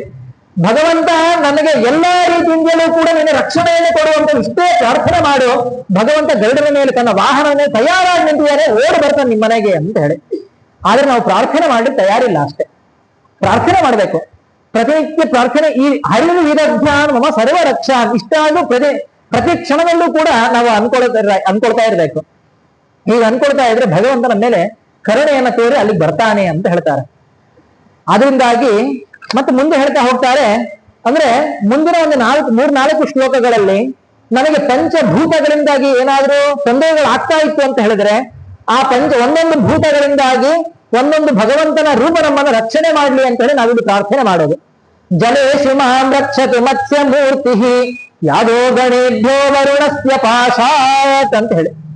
ಜಲೇಶು ಮಾಂ ರಕ್ಷತು ಮತ್ಸ್ಯ ಮೂರ್ತಿ, ನೀರಿನಲ್ಲಿ ನಾನು ಹೋದಾಗ ಅಲ್ಲಿ ವರುಣನ ಪಾಶದಿಂದಾಗಿ ನನ್ನನ್ನು ನೀನು ರಕ್ಷಣೆ ಮಾಡು ಅಂತ ಹೇಳಿ ಮತ್ಸ್ಯ ರೂಪಿ ಭಗವಂತನಲ್ಲಿ ಪ್ರಾರ್ಥನೆ ಮಾಡೋದು. ನಮಗೆಲ್ಲ ಹೇಳ್ತಿರ್ತಾರಲ್ಲ, ಯಾವ್ದಾದ್ರು ಹೊಸ ಜಾಗಕ್ಕೆ ನೀರಿನ ಜಾಗಕ್ಕೆ ಹೋದಾಗ ಎಲ್ಲಿ ತಗ್ಗಿದೆ, ಎಲ್ಲಿ ಸುಳಿ ಇದೆ, ಎಲ್ಲಿ ಆ ನೀರಿನಲ್ಲಿರುವಂತಹ ಮೊಸಳೆ ಆಗಿರಬಹುದು, ಬೇರೆ ಪ್ರಾಣಿಗಳಿಂದಾಗಿ ಅಡ್ಡಿ ಆತಂಕಗಳು ಬರಬಹುದು, ಹುಷಾರಾಗಿ ಹೋಗಪ್ಪ, ಹೊಸ ಜಾಗ ಇದು ಅಂತ ಹೇಳ್ತಿರ್ತಾರೆ. ಇಂತಹ ಸ್ಥಳಗಳಿಂದಾಗಿ ನಮಗೆ ರಕ್ಷಣೆಯನ್ನು ಕೊಡು ಭಗವಂತ ಅಂತ ಹೇಳಿ ನಾವು ಪ್ರಾರ್ಥನೆ ಮಾಡೋದಿಲ್ಲ. ನಮಗೆಲ್ಲ ಯಾಕಂದ್ರೆ ನಮಗೆಲ್ಲ ಅನಿಸುತ್ತೆ ನಾರಾಯಣ ಅವ್ರನ್ನ ನಾವು ಪ್ರತಿನಿತ್ಯ ಪಾಲನೆ ಮಾಡ್ತೀವಿ, ನಮಗೇನು ಸಾವು ಬರೋದಿಲ್ಲೇನು, ಸಾವಿನಿಂದ ಗೆದ್ದು ಬಿಡ್ತೀವೇನು ನಾವು ಅಂತ ನಾವು ಅನ್ಕೊಳ್ಬಹುದು. ನೋಡಿ, ಸಾವು ಹುಟ್ಟಿದ ಮೇಲೆ ಸಹಜ ಅದು. ಆದ್ರೆ ಸಾವು 2 ತರ ಇದೆ. ಯಾವುದು? ಕಾಲದಲ್ಲಿ ಸಾಯೋದು ಸರಿ, ಅದರಿಂದ ಯಾರೂ ಕೂಡ ತಪ್ಪಿಸ್ಲಿಕ್ಕೆ ಸಾಧ್ಯ ಇಲ್ಲ. ಆದ್ರೆ ಈ ಅಕಾಲ ಮರಣ ಇದೆಯಲ್ಲ, ಅದರಿಂದ ತಪ್ಪಿಸ್ಕೊಳ್ಬಹುದು. ಅದರಿಂದ ಎಷ್ಟು ಅನರ್ಥಗಳಾಗ್ತದೆ ಜೀವನದಲ್ಲಿ ನಾವು ನೋಡಿದ್ದೀವಿ. ಅಕಾಲದಲ್ಲಿ ಯಾರಿಗೋ ಒಂದು ಅಪಘಾತ ಆಯ್ತು ಅಂತ ಹೇಳಿದ್ರೆ ಆ ವ್ಯಕ್ತಿ ಹಲವಾರು ತಿಂಗಳ ಕಾಲ ಕೋಮಾದಲ್ಲಿ ಆಸ್ಪತ್ರೆಯಲ್ಲಿ ಇರ್ತಾನೆ. ಅವನು ಮಾತ್ರ ತೊಂದರೆ ಅಲ್ಲ, ಮನೆ ಎಲ್ರಿಗೂ ಕೂಡ ತೊಂದರೆಗಳಾಗ್ತಾ ಇರುತ್ತೆ. ಇಂಥ ತೊಂದರೆಗಳು ನಾವು ಸಮಾಜದಲ್ಲಿ ನೋಡಿದ್ದೀವಿ. ಆದ್ರೆ ಇಂಥ ತೊಂದರೆಗಳು ಬರದಂತೆ ಕಾಪಾಡ್ತಾನೆ ಭಗವಂತ ಅಂತೇಳಿ. ಆದ್ರಿಂದಾಗಿ ನಾವು ಪ್ರಾರ್ಥನೆಯನ್ನು ಮಾಡ್ಬೇಕು ಭಗವಂತನಲ್ಲಿ. ಆದ್ರೆ ಹೇಳ್ಬೇಕು ಗೊತ್ತಿಲ್ಲ ಹಿರಿಯರು ಎಲ್ರೂ ಕೂಡ. ಆದ್ರೆ ವಿಚಾರ ಅಂತ ನಾನು ಚಿಂತನೆ ಮಾಡ್ಬೇಕಾದ್ರೆ ನಾನು ಹೇಳ್ತೀನಿ, ನೀರಿನ ಭಯದಿಂದಾಗಿ ನಮ್ಮನ್ನು ಕಾಪಾಡು ಮತ್ಸ್ಯಮೂರ್ತಿ ಅಂತ ನಾವು ಪ್ರಾರ್ಥನೆ ಮಾಡ್ತಿದ್ದೀವಿ. ಆದ್ರೆ ಇವತ್ತಿನ ಸಂದರ್ಭ ಹೇಗಿದೆ ಅಂತ ಹೇಳಿದ್ರೆ ನೀರು ಪ್ರಾರ್ಥನೆ ಮಾಡಬೇಕಾಗಿದೆ, ಮನುಷ್ಯರಿಂದ ನಮ್ಮನ್ನು ನೀನು ಕಾಪಾಡು ಅಂತ ಹೇಳಿ. ಯಾಕಂತ ಹೇಳಿದ್ರೆ ಅಷ್ಟು ನಾವು ನದಿಗಳನ್ನ ಹಾಳು ಮಾಡ್ತಾ ಇದ್ದೀವಿ. ಗಮನಿಸ್ಬೇಕು ಎಲ್ರೂ ಕೂಡ, ನದಿಗಳನ್ನ ಎಷ್ಟು ಹಾಳು ಮಾಡ್ತಾ ಇದ್ದೀವಿ ಅಂತ ಹೇಳಿದ್ರೆ, ನದಿಗಳಲ್ಲಿ ಹೋದಾಗ ಸ್ನಾನ ಮಾಡಬೇಕು ಅಂದಾಗ ಆ ಪಾವಿತ್ರ್ಯತೆಯ ಭಾವನೆ ನಮ್ಮ ಮನಸ್ಸಿನಲ್ಲಿ ಮೂಡ್ತಾ ಇಲ್ಲ. ನಾವ್ ಯಾರು ಇಲ್ಲಿದ್ದು ಗೋಣ ಅಲ್ಲಾಡಿಸ್ತಾ ಇದ್ದೀವಿ, ಎಲ್ರೂ ಕೂಡ ನಾವು ಮಾಡ್ತೀವಿ, ನನ್ನನ್ನು ಹಿಡಿದು ಕೂಡ. ಯಾಕಂತ ಹೇಳಿದ್ರೆ ನೀವು ಆ ನದಿಯಲ್ಲಿ ದೀಪ ಬಿಡ್ಬೇಕು ಅಂತಿದ್ದಾಗ ಆ ಪ್ಲಾಸ್ಟಿಕ್ ಪುಟ್ಟಿಯಲ್ಲಿ ಬಿಡ್ತೀರಿ, ಅದನ್ನ ನೋಡಿದಾಗ ಬಹಳ ಕಿರಿಕಿರಿ ಆಗತ್ತೆ. ಬಹಳ ಅಂದ್ರೆ ಬಹಳ ಕಿರಿಕಿರಿ. ಅದು ಇನ್ನು 1000 ವರ್ಷಗಳ ಕಾಲ ಇರುತ್ತೆ ಅದು ಪ್ಲಾಸ್ಟಿಕ್. ಅದನ್ನ ಬಿಟ್ರೆ ಆ ನದಿಯಲ್ಲಿರೋ ಜಲಚರಗಳ ಪಾಡೇನು ಪಾಪ. ನಾವು ಈ ಭೂಮಂಡಲದಲ್ಲಿ ಬದುಕಲಿಕ್ಕೆ, ವಾಸ ಮಾಡಲಿಕ್ಕೆ ಎಷ್ಟು ಯೋಗ್ಯತೆ ಇದೆಯೋ ಅಷ್ಟೇ ಯೋಗ್ಯತೆ ಆ ಜಲಚರಗಳಿಗೂ ಕೂಡ ಇದೆ. ಆ ನದಿಯ ಪಾವಿತ್ರ್ಯತೆಯನ್ನು ನಾವು ಹಾಳು ಮಾಡ್ತಾ ಇದ್ದೀವಿ. ಗಂಗೆಗೆ ಈ ಮಹಾಕುಂಭಮೇಳದ ಸಂದರ್ಭದಲ್ಲಿ ಹೋದಾಗ ಅನಿಸ್ಬರುತ್ತೆ ನಮಗೆ. ತ್ರಿವೇಣಿ ಸಂಗಮ, ಒಳ್ಳೆ ನದಿಗಳು, ಪವಿತ್ರವಾದ ನದಿಗಳು ಸಂಗಮವಾಗುವಂತ ಸ್ಥಳ. ಅಲ್ಲಿ ಇಂಥ ಭಾವನೆ ಬರಬಾರ್ದು, ಆದ್ರೆ ನನಗೆ ಅಲ್ಲಿ ಸ್ನಾನ ಮಾಡ್ಬೇಕಾದ್ರೆ ಮಾಡ್ಬೇಕು ಅಂತ ಅನಿಸ್ತಿಲ್ಲ ವಾಸ್ತವಿಕವಾಗಿ. ಇದು ನನಗೆ ಮಾತ್ರ ಅಲ್ಲ, ಎಷ್ಟೋ ಜನಕ್ಕೆ ಆಗಿರುತ್ತೆ. ಅದು ಎಲ್ಲದಕ್ಕೂ ಕಾರಣ ಯಾರು ಅಂತ ಹೇಳಿದ್ರೆ ನಾವುಗಳೇ. ಅಷ್ಟು ಮಲಿನ ಮಾಡಿಟ್ಟಿದೀವಿ ನದಿಗಳನ್ನ. ನದಿಗಳ ನೀರಿನ ಪ್ರಾರ್ಥನೆ ಮಾಡಬೇಕಾಗಿದೆ.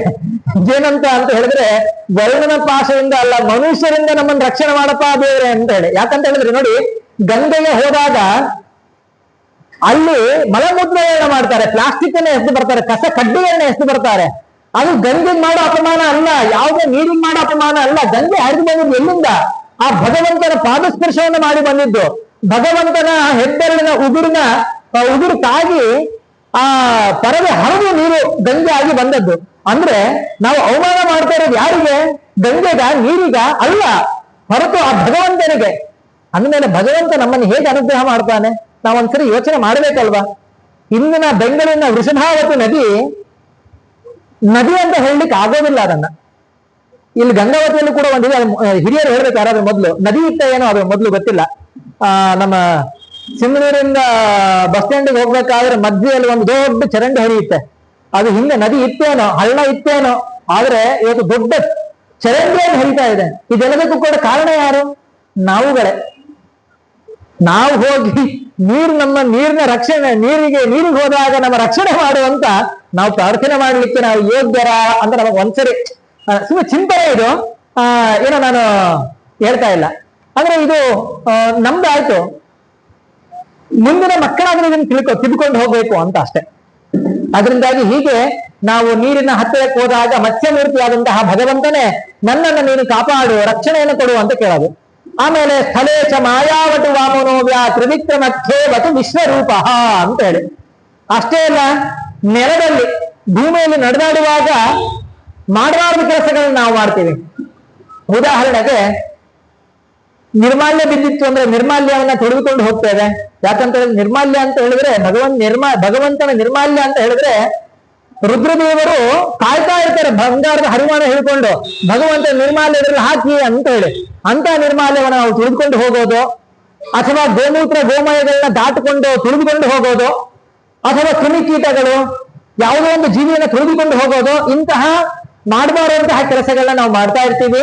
ಅದರಿಂದಾಗಿ ಇಂತಹ ಕಾರ್ಯಗಳು ನಮ್ಮಿಂದ ಆಗದಂತೆ ಮಾಯಾವಟು ವಾಮನೋವ್ಯ, ಇದನ್ನ ವಟುವಾದಂತಹ ವಾಮನ ನೀನ್ ನೋಡ್ಕೊಳಪ್ಪ, ಇದನ್ನ ನಮ್ಮ ರಕ್ಷಣೆ ನಿನ್ನ ಹೊಣೆಯಪ್ಪ, ಇದನ್ನ ನೀನ್ ಮಾಡು ಅಂತ ಆ ಭಗವಂತನ ಪ್ರಾರ್ಥನೆ ಮಾಡೋದು. ತ್ರಿವಿಕ್ರಮಖೇವತು ವಿಶ್ವರೂಪ ಅಂತ ಹೇಳಿ. ಅಷ್ಟೇ ಅಲ್ಲ, ಇನ್ನೊಂದು ಭೂತಯಾದ ಪಂಚಭೂತಗಳಲ್ಲಿ ಒಂದು ನೀರಾಯ್ತು, ಮತ್ತೊಂದು ಭೂಮಿ ಆಯ್ತು, ಮತ್ತೊಂದು ಯಾವುದು ಅಂತ ಹೇಳಿದ್ರೆ ಆಕಾಶ. ಆಕಾಶವನ್ನು ಕೂಡ ನಾವು ಇವತ್ತೆಷ್ಟು ನಾನು ನಾನು ಬೆರಳು ತೋರಿಸ್ತೀನಿ ಅನ್ಕೊಳ್ಬೇಡಿ, ಅದೊಂದು ಚಿಂತನೆ ಅಷ್ಟೇ ನಾನು ಮಾಡ್ತಾ ಇರೋದು. ಎಲ್ರಿಗೂ ಅಷ್ಟೇ ಹೇಳ್ತಾ ಇರೋದು ಚಿಂತನೆ. ಆಕಾಶದಲ್ಲಿರುವಂತಹ ಗಾಳಿಯನ್ನು ಕೂಡ ನಾವಿವತ್ತು ಎಷ್ಟು ಕೆಡಿಸ್ತಾ ಇದ್ದೀವಿ ಅನ್ನೋದು ನಾವು ಒಂದ್ಸರಿ ಚಿಂತನೆ ಮಾಡ್ಕೊಳ್ಳೋಣ. ಆಮೇಲೆ ಇಲ್ಲಾಗುವಂತಹ ನನ್ನಿಂದ ಆಗುವಂತಹ ಅನರ್ಥಗಳನ್ನ ಯಾರು? ತ್ರಿವಿಕ್ರಮ ರೂಪಿ ಭಗವಂತ, ನೀನ್ ಅದನ್ನ ಕಾಪಾಡಪ್ಪ ಅಂತ ಹೇಳಿ. ಅಷ್ಟೇ ಅಲ್ಲ, ನನಗೆ ಇದು ಬಂದಾಗ ನನ್ನ ತಕ್ಷಣ ಇದು ಅಧ್ಯಯನ ಮಾಡಬೇಕಾದ್ರೆ ಓದಬೇಕಾದ್ರೆ ನನಗೆ ನೆನಪು ಬಂತು. ಒಂದು ವಿಮಾನದಲ್ಲಿ ಹೋಗ್ತಾ ಇರ್ತಾರೆ ಒಂದಿಷ್ಟು ಜನ ಪ್ರಯಾಣಿಕರು ಒಂದಿಷ್ಟು ಜನ ವಿಮಾನದಲ್ಲಿ ಹೋಗ್ತಾ ಇರ್ತಾರೆ. ಇದು ನಡೆದ ಘಟನೆ, ಇದು ಸತ್ಯವಾದ ಘಟನೆ ಇದು. ಅಂದ್ರೆ ನಾನು ನೇರ ನೋಡಿದ್ದೆಲ್ಲ, ನಮ್ಮ ಹಿರಿಯರು ನನಗೆ ಹೇಳಿದ್ದು. ಅವರು ಹಿಂದಿನ ಕಾಲ ಒಂದ್ಸರಿ ಅವಾಗ ದಿನಪತ್ರಿಕೆಯಲ್ಲಿ ಓದಿದ್ದಂತಿದು. ವಿಮಾನದಲ್ಲಿ ಹೋಗ್ಬೇಕಾದ್ರೆ ಏನೋ ತೊಂದರೆ ಆಯ್ತು, ಅಲ್ಲಿ ತಾಂತ್ರಿಕ ತೊಂದರೆ ಆಯ್ತು. ಇನ್ನೇನು ವಿಮಾನ ಬೀಳುತ್ತೆ, ಮೇಲಿನಿಂದ ವೇಗವಾಗಿ ಕೆಳಗೆ ಅಪ್ಪಳಿಸ್ತಾ ಇದೆ. ಎಲ್ಲರೂ ಚಿರಾಡ್ತಿದ್ದಾರೆ, ಏನೋ ಆಗ್ತಿದ್ದಾರೆ. ಅಲ್ಲಿ ಒಂದು ಪುಟ್ಟ ಮಗು ಕುತ್ಕೊಂಡಿತ್ತಂತೆ. ಅದನ್ನ ಪಕ್ಕದಲ್ಲಿರೋ ನೋಡಿ ಗಾಬರಿ, ನಾವ್ ಇಷ್ಟೆಲ್ಲ ಒದ್ದಾಡ್ತಿದೀವಿ, ಇದೇನು ಆರಾಮಾಗಿ ಕುತ್ಕೊಂಡಿದಿಲ್ಲ ಪುಟ್ಟ ಮಗು ಅಂತೇಳಿ. ಅವಾಗ ಕೇಳಿದ್ರಂತ ಆ ಮಗುಗೆ, ಅಲ್ಲೋ ಇಷ್ಟೆಲ್ಲ ಗಾಬರಿ ಆಗಿದೀವಿ, ನೀನೇನು ಹಿಂಗಿದೀಯಾ, ಆರಾಮಾಗಿದೆಯಲ್ಲ ಅಂತ ಹೇಳಿದ್ರೆ, ಮುಂದೆ ಪೈಲಟ್ ನಮ್ಮ ಅಪ್ಪ ಇರೋದು ಅಂತ ಹೇಳ್ತಾರಂತೆ. ಹಂಗಾಗಿ ನಮ್ಮ ಅಪ್ಪ ನನ್ನ ರಕ್ಷಣೆ ಮಾಡ್ತಾರೆ ಅಂತ ಹೇಳಿ ನನಗೆ ತುಂಬಾ ನಂಬಿಕೆ ಇದೆ, ಹಾಗಾಗಿ ನಾನು ಆರಾಮಿದ್ದೀನಿ ಅಂತ ಹೇಳಿ ಆ ಮಗು ಹೇಳ್ತಂತೆ. ಹಾಗೆ ನಮಗೊಂದು ನಂಬಿಕೆ ಇರಬೇಕಲ್ಲ ಭಗವಂತನ ಮೇಲೆ, ತಂದೆ ತಾಯಿಗಳ ಮೇಲೆ, ಹೆಂಡತಿ ಗಂಡಂದ್ರ ಮೇಲೆ, ಅಕ್ಕ ತಂಗಿ ಅಣ್ಣ ತಮ್ಮ, ಎಷ್ಟು ದಿನ ಗೊತ್ತಿಲ್ಲ. ಆದ್ರೆ ಆ ನಂಬಿಕೆ ವಿಶ್ವಾಸ ಭಗವಂತನ ಮೇಲೆ ಇರ್ತೀವಿ ಅಂತ ಹೇಳಿದ್ರೆ ಭಗವಂತ ಖಂಡಿತವಾಗಿಯೂ ಕೂಡ ಕಾಪಾಡ್ತಾನೆ. ಇದನ್ನ ನಾವು ಹಲವು ವೃತ್ತಾಂತಗಳನ್ನ ನೋಡಿರ್ತೀವಿ. ಬರೀ ಪುರಾಣಗಳಲ್ಲಿ ಮಾತ್ರ ಅಲ್ಲ, ಹಿರಿಯರೆಲ್ಲರೂ ಕೂಡ ತಮ್ಮ ಈ ಒಂದು ಅನುಭವದಲ್ಲಿ ಕಂಡಿರ್ತಾರೆ. ಯಾರು ಭಗವಂತನ ಮೇಲೆ ವಿಶ್ವಾಸವನ್ನು ಇಟ್ಟಿರ್ತಾರೋ ಅವರನ್ನ 100% ಭಗವಂತ ಕಾಪಾಡ್ತಾನೆ ಕೂಡ. ಈ ಒಂದು ನಿಶ್ಚಯ ನಮ್ಮಲ್ಲಿ ಇರಬೇಕು ಅಂತ ಹೇಳಿ, ಹೀಗೆ ನಾವು ಕೂಡ ವಿಮಾನದಲ್ಲಿ ಹೋಗ್ಬೇಕಾದ್ರೆ, ಎಲ್ಲಾದ್ರೂ ಹೋಗ್ಬೇಕಾದ್ರೆ ತ್ರಿವಿಕ್ರಮತ್ಯೇವತು ವಿಶ್ವರೂಪ ಅಂತ ಹೇಳಿ ಒಂದು ಪ್ರಾರ್ಥನೆ ಮಾಡ್ಬೇಕಲ್ಲಿ, ಒಂದು ನಾರಾಯಣವನ್ನು ಪಾಲನೆ ಮಾಡ್ಬೇಕು. ಆವಾಗ ಭಗವಂತ ನಮ್ಮನ್ನು ಕಾಪಾಡ್ತಾನೆ. ಹೇಗಾಗಿತ್ತು ಅಂತ ಹೇಳಿದ್ರೆ ನನ್ನ ಪರಿಸ್ಥಿತಿ ಇದು. ಹಿಂದಿನ ವರ್ಷ ಒಂದ್ಸರಿ ಅಹಮದಾಬಾದ್ ಹೋಗಿದ್ದೆ. ಯಾವಾಗ ಅಂತ ಹೇಳಿದ್ರೆ ಅಹಮದಾಬಾದಲ್ಲಿ ಒಂದು ವಿಮಾನ ಪತನ ಆಯ್ತಲ್ಲ, ಅದು ಆಗಿ ಒಂದು 4-5 ದಿನದಲ್ಲೇ ಅಲ್ಲಿಂದ ಬೆಂಗಳೂರಿಗೆ ಬರ್ಬೇಕಿತ್ತು ನಾನು. ಅಯ್ಯೋ ಬೇರೆ ಇಲ್ಲೂ ಆಗಿದೆ, ಬೆಂಗಳೂರಿಗೆ ಲ್ಯಾಂಡ್ ಆಗೋವರೆಗೂ ಜೀವದಲ್ಲಿ ಜೀವ ಇಲ್ಲ. ಭಗವಂತ ಭಗವಂತ ಭಗವಂತ ಅಂತ ಹೇಳಿ ನನಗೆ ಅವತ್ತು ಒಂದು ನಿರ್ಧಾರ ಆಯ್ತು, ಭಗವಂತನ ಧ್ಯಾನ ಮಾಡಿದ್ರೆ ಖಂಡಿತವಾಗಲು ಕೂಡ ಅದು ಏನಾದ್ರು ಅಚಾನಕ್ಕಾಗಿ ಆಯ್ತು ಅಂತ ಯಾರೇ ಹೇಳ್ಬಹುದು, ಆದ್ರೆ ನನ್ನ ನಂಬಿಕೆ ನನ್ನನ್ನು ಕಾಪಾಡಿದ್ದು ಭಗವಂತನೇ ಅಂತ ಹೇಳಿ ಈ ನಿಶ್ಚಯ ನಮ್ಮಲ್ಲಿದ್ದಾಗ ಭಗವಂತ ಪ್ರತಿ ಕ್ಷಣದಲ್ಲೂ ಕೂಡ ಕಾಪಾಡ್ತಾನೆ ಅಂತ ಹೇಳಿ. ಆದ್ರಿಂದಾಗಿ ಜಲೇಶಮ ರಕ್ಷತು ಮತ್ಸ್ಯಮೂರ್ತಿ ಯಾದೋ ಗಣೇಭ್ಯೋ ವರುಣಸ್ಯ ಪಾಶಾತ್ ಸ್ಥಳೇಶ ಮಾಯಾವಟು ವಾಮನೋವ್ಯಾತ್ ತ್ರಿವಿಕ್ರಮಖ್ಯೇವತು ವಿಶ್ವರೂಪ ಅಂತೇಳಿ. ಹೀಗೆ ಮೊದಲು ನೀರಿನಿಂದಾಗಿ ಭೂಮಿ, ಆಕಾಶ ಇಷ್ಟ ಆಯ್ತು. ಮುಂದೆ ದುರ್ಗೆ ಸ್ಫಟವ್ಯಾಜಿ ಮುಖಾದಿಶು ಪ್ರಭು ಪಾಯಾನ್ ನೃಸಿಂಹ ಸುರ ಯೂಥಪಾರಿಹಿ ವಿಮುಂಚತೋ ಯಸ್ಯ ಮಹಾಟ್ಟಹಾಸಂ ದಿಶೋ ವಿನೇದುರ್ ನೆಪದಂಶ್ಚ ಗರ್ಭಾಹ ಅಂತ ಹೇಳಿ. ದುರ್ಗೇಶು ಅಂದ್ರೆ ದಟ್ಟವಾದ ಕಾಡಿನ ಮಧ್ಯದಲ್ಲಿ ಅಥವಾ ರಣಾಂಗದಲ್ಲಿ ನರಸಿಂಹರೂಪಿ ಭಗವಂತ ನಮ್ಮನ್ನು ಕಾಪಾಡ್ಲಿ ಅಂತೇಳಿ. ಮತ್ತೆ ಇಲ್ಲಿ ರಣಾಂಗಣ ಅಂತ ಹೇಳಿದ್ರೆ ಒಂದ್ 2 ಪಕ್ಷ ನಿಂತ್ಕೊಂಡು ಹೊಡೆದಾಡೋ ಅಂತ ಅನ್ಕೊಳ್ಬೇಡಿ. ನಮ್ಮ ಹೃದಯದಲ್ಲಿನೇ ದೇವತೆಗಳು ಅಸುರರು ಹೊಡೆದಾಡ್ತಾ ಇರ್ತಾರೆ. ಅಲ್ಲಿ ನಮ್ಮ ಅಸುರ ಗಣವೇ ಗೆಲ್ಲಲಿ, ಅವರ ರಕ್ಷಣೆಯನ್ನ ಭಗವಂತ ಮಾಡಲಿ ಅನ್ನುವಂತಹ ಮನೋಭಾವನೆ ನಮ್ಮಲ್ಲಿ ಇರಬೇಕು. ಮತ್ತೆ ಅಷ್ಟೇ ಅಲ್ಲ, ವಿಮುಂಚತೋ ಯಸ್ಯ ಮಹಾಟ್ಟಹಾಸಂ ದಿಶೋ ವಿನೇದುರ್ ನೆಪದಂಶ್ಚ ಗರ್ಭಾಹ ಅಂತೇಳಿ. ಈ ನರಸಿಂಹದೇವರನ್ನ ನೋಡಿ ಅಲ್ಲ, ಅವರ ಗರ್ಜನೆಯನ್ನ ಕೇಳಿಯೇ ಅಸುರ ಸ್ತ್ರೀಯರು ಯಾರಿದ್ದಾರಲ್ಲ ಅವರಲ್ಲಿ ಗರ್ಭಪಾತವೇ ಆಗಿ ಹೋಗುತ್ತೆ ಅಂತ ಹೇಳಿ. ಅಂದ್ರೆ ನರಸಿಂಹದೇವರ ದರ್ಶನ, ಅವರಿಂದ ಹೊಡೆತ ಇದು ಆಗೋದ್ ಬೇಕಿಲ್ಲ. ಅವರ ಧ್ವನಿ ಕೇಳಿದ್ರೆ ಸಾಕು, ಯಾರು ದುಷ್ಟ ಸ್ತ್ರೀಯರು ಅಸುರ ಸ್ತ್ರೀಯರಿದಾರಲ್ಲ ಅವ್ರಿಗೆ ಗರ್ಭಪಾತ ಆಗ್ಬಿಡುತ್ತೆ. ಅಂದ್ರೆ ಅವರ ಹೊಟ್ಟೆಯಲ್ಲಿರುವಂತಹ ಜೀವಿಯು ಕೂಡ ವಿಲವಿಲ ಒದ್ದಾಡಿ ಸಾವನ್ ಕಾಣುತ್ತಾನೆ ಅಂತ ಹೇಳಿ. ಆದ್ರಿಂದಾಗಿ ನಾವೆಲ್ಲಾದ್ರೂ ಕಾಡಿನ ಮಧ್ಯದಲ್ಲಿ ಹೋಗಿದ್ವಿ ಅಂತ ಹೇಳಿದ್ರೆ ಅಲ್ಲಿ ನರಸಿಂಹದೇವರ ಪ್ರಾರ್ಥನೆಯನ್ನು ಮಾಡಬೇಕು. ನೋಡಿ ಎಷ್ಟು ಚೆನ್ನಾಗಿದೆ. ಈಗ ವನ ಅಂತ ಹೇಳಿದ್ರೆ ದಟ್ಟವಾದ ಮರಗಿಡಗಳಿದ್ರೆ ಮಾತ್ರ ವನ ಅಂತ ಕರೆಸ್ಕೊಳ್ಳೋದಿಲ್ಲ. ನಮ್ಮ ಒಂದ್ ಕಡೆ ಪೌರಹಿತ್ಯಕ್ಕೆ ಹೋದಾಗ ನೀವೇ ಹೋಗ್ತೀವಿ ಪೌರಹಿತ್ಯಕ್ಕೆ ನೀವೇ ಬೈದ್ರೆ ನಾನು ಅನ್ಬೇಡ್ರಿ, ಬೈದಿಲ್ಲ, ಹೇಳಿದ್ ಯಾವ ರೀತಿ ಇರಬೇಕು ಅಂತ. ಏನ್ ಹೇಳಿದ್ರು ವಿಶ್ವರೂಪಾಚಾರ್ಯ ಅದನ್ನ ತಿಳಿಸ್ದೆ, ಹೇಗ್ ಪೌರಹಿತ್ಯ ಮಾಡಬೇಕು ಅಂತ. ಗೃಹ ಪ್ರವೇಶಕ್ಕೆ ಅಲ್ಲಿ ನಮ್ಮ ಆಚಾರ್ಯ ಒಂದು ಕೊನೆಗೆ ಅವ್ರಿಗೆ ಹೇಳ್ಬೇಕಾದ್ರೆ ಹೇಳಿದ್ರು, ನೋಡಿ ಇದೊಂದು ಭವನ ಅಂತ ಕರೀತಾರೆ.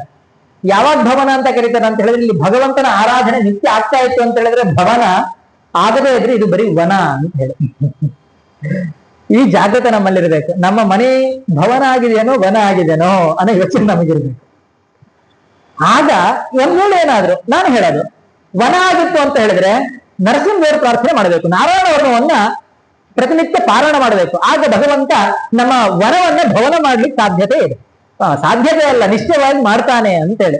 ಆದ್ರಿಂದಾಗಿ ಮನೆಯಲ್ಲಿ ಏನೋ ತೊಂದರೆಗಳು, ವನ ಅಂದ್ರೆ ಹಾಗೆ ಅಲ್ಲ, ಅಲ್ಲಿ ಹೋದಾಗ ಏನೋ ಒಂದು ಇರಿಸು ಮುರುಸು ಆರಾಮಾಗಿ ಇರ್ಲಿಕ್ಕೆ ಆಗೋದಿಲ್ಲ ಅಂತ ಸಂದರ್ಭ ಬಂತು ಅಂತ ಹೇಳಿದ್ರೆ ಒಂದು ನಾರಾಯಣ ವರ್ಣವನ್ನ ಕುಳಿತುಕೊಂಡು ಶುದ್ಧರಾಗಿ ಕೈಕಾಲು ತಿಳಿದುಕೊಂಡು ಅಂಗನ್ಯಾಸ ಕರನ್ಯಾಸಗಳನ್ನ ಮಾಡಿ ಭಗವಂತನ ಪ್ರಾರ್ಥನೆ ಮಾಡಿ ನಾರಾಯಣ ವರ್ಣ ಕೇವಲ ಬರೀ 23 ಶ್ಲೋಕಗಳು ನಾರಾಯಣ ವರ್ಣ, ಅದು 40ಕ್ಕಿಂತ ಹೆಚ್ಚು ಶ್ಲೋಕಗಳಿದೆ ಹೌದು. ಆದ್ರೆ ಅಲ್ಲಿರೋದು ಕೊನೆಗೆ ಫಲಶ್ರುತಿ, ಆರಂಭದಲ್ಲಿ ಹೇಗಿರಬೇಕು ಸಿದ್ಧತೆ, ಅದಾದ್ಮೇಲೆ ಧ್ಯಾನ, ಇದೆಲ್ಲ ಬಿಟ್ರೆ ಕೇವಲ ಬರೀ 23 ಶ್ಲೋಕ. ಎಷ್ಟೊತ್ತು? ಒಂದು 10 ರಿಂದ 15 ನಿಮಿಷ ಆಗ್ಬಹುದೇನೋ. ಈ 10 ರಿಂದ 15 ನಿಮಿಷ ನಾವು ಭಗವಂತನಿಗಾಗಿ ಮೀಸಲಿಟ್ವಿ ಅಂತ ಹೇಳಿದ್ರೆ ಭಗವಂತ ನಮ್ಮನ್ನು ಕಾಪಾಡಲ್ಲೇನು? ಕಾಪಾಡ್ತಾನೆ, ರಕ್ಷಣೆ ಮಾಡೇ ಮಾಡ್ತಾನೆ ಅಂತ ಹೇಳಿ. ಹಾಗಾಗಿ ನಾವೆಲ್ಲರೂ ಕೂಡ ಒಂದು ಸಂಕಲ್ಪ ಮಾಡಬೇಕು. ಏನಾದ್ರೂ ಆಗ್ಲಿ ಪ್ರತಿನಿತ್ಯ ಸಂಧ್ಯಾ ವಂದನೆಯ ಜೊತೆಗೆ ಇಷ್ಟು ದಿನ ಏನು ದೇವ ಪೂಜಾ ಕಾರ್ಯ ಇದೆಲ್ಲವನ್ನು ಕೂಡ ಮಾಡ್ತಾ ಇದ್ವಿ, ಅಥವಾ ಸ್ತೋತ್ರಾದಿ ಪಾರಾಯಣಗಳು ಅಥವಾ ವೇದ ಪಾರಾಯಣ ಏನೋ ಪೂಜೆ ಪುನಸ್ಕಾರಗಳು ಮಾಡ್ತಾ ಇದ್ವಿ, ಇನ್ಮೇಲೆ ನಾರಾಯಣ ವರ್ಮವನ್ನು ಕೂಡ ನನ್ನ ದಿನಚರಿಯಲ್ಲೂ ಭಗವಂತನ ಪ್ರೀತಿಗೋಸ್ಕರ ನಾನು ಕೂಡ ಮಾಡ್ತೇನೆ ಅನ್ನುವಂತಹ ಸಂಕಲ್ಪವನ್ನ ಮಾಡಿದಾಗ ಈ ಪ್ರವಚನ ಅದು ಸಾರ್ಥಕವಾಗತ್ತೆ ಅಂತ ಹೇಳಿ. ಹಾಗಾಗಿ ಸಮಯ ಮೀರಿದೆ ಅನ್ಕೊಳ್ತೇನೆ. ಇವತ್ತಿಗೆ ಇಷ್ಟು ವಿಷಯಗಳನ್ನ ಮುಗಿಸೋಣ. ನಾಳೆ ಮುಂದಿನ ವಿಚಾರಗಳನ್ನ ನೋಡೋಣ. ಕಾಲೇ ವರ್ಷದ ಪರ್ಜನ್ಯ ಪೃಥ್ವೀ ಸತ್ಯಶಾಲಿನಿ ದೇಶೋಯಂ ಶೋಭರಹಿತ ಸಜ್ಜನಾ ಸಂದ ನಿರ್ಭಯಾ ಅಪುತ್ರ ಪುತ್ರಿಣಃ ಸಂತು ಪುತ್ರಿಣಃ ಸಂತು ಪೌತ್ರಿಣಃ ಅದನಾ ಸದನಾ ಸಂತು ಜೀವಂತು ಶರದಾಂಶದಂ. ಶ್ರೀಕೃಷ್ಣಾರ್ಪಿತಮಸ್ತು.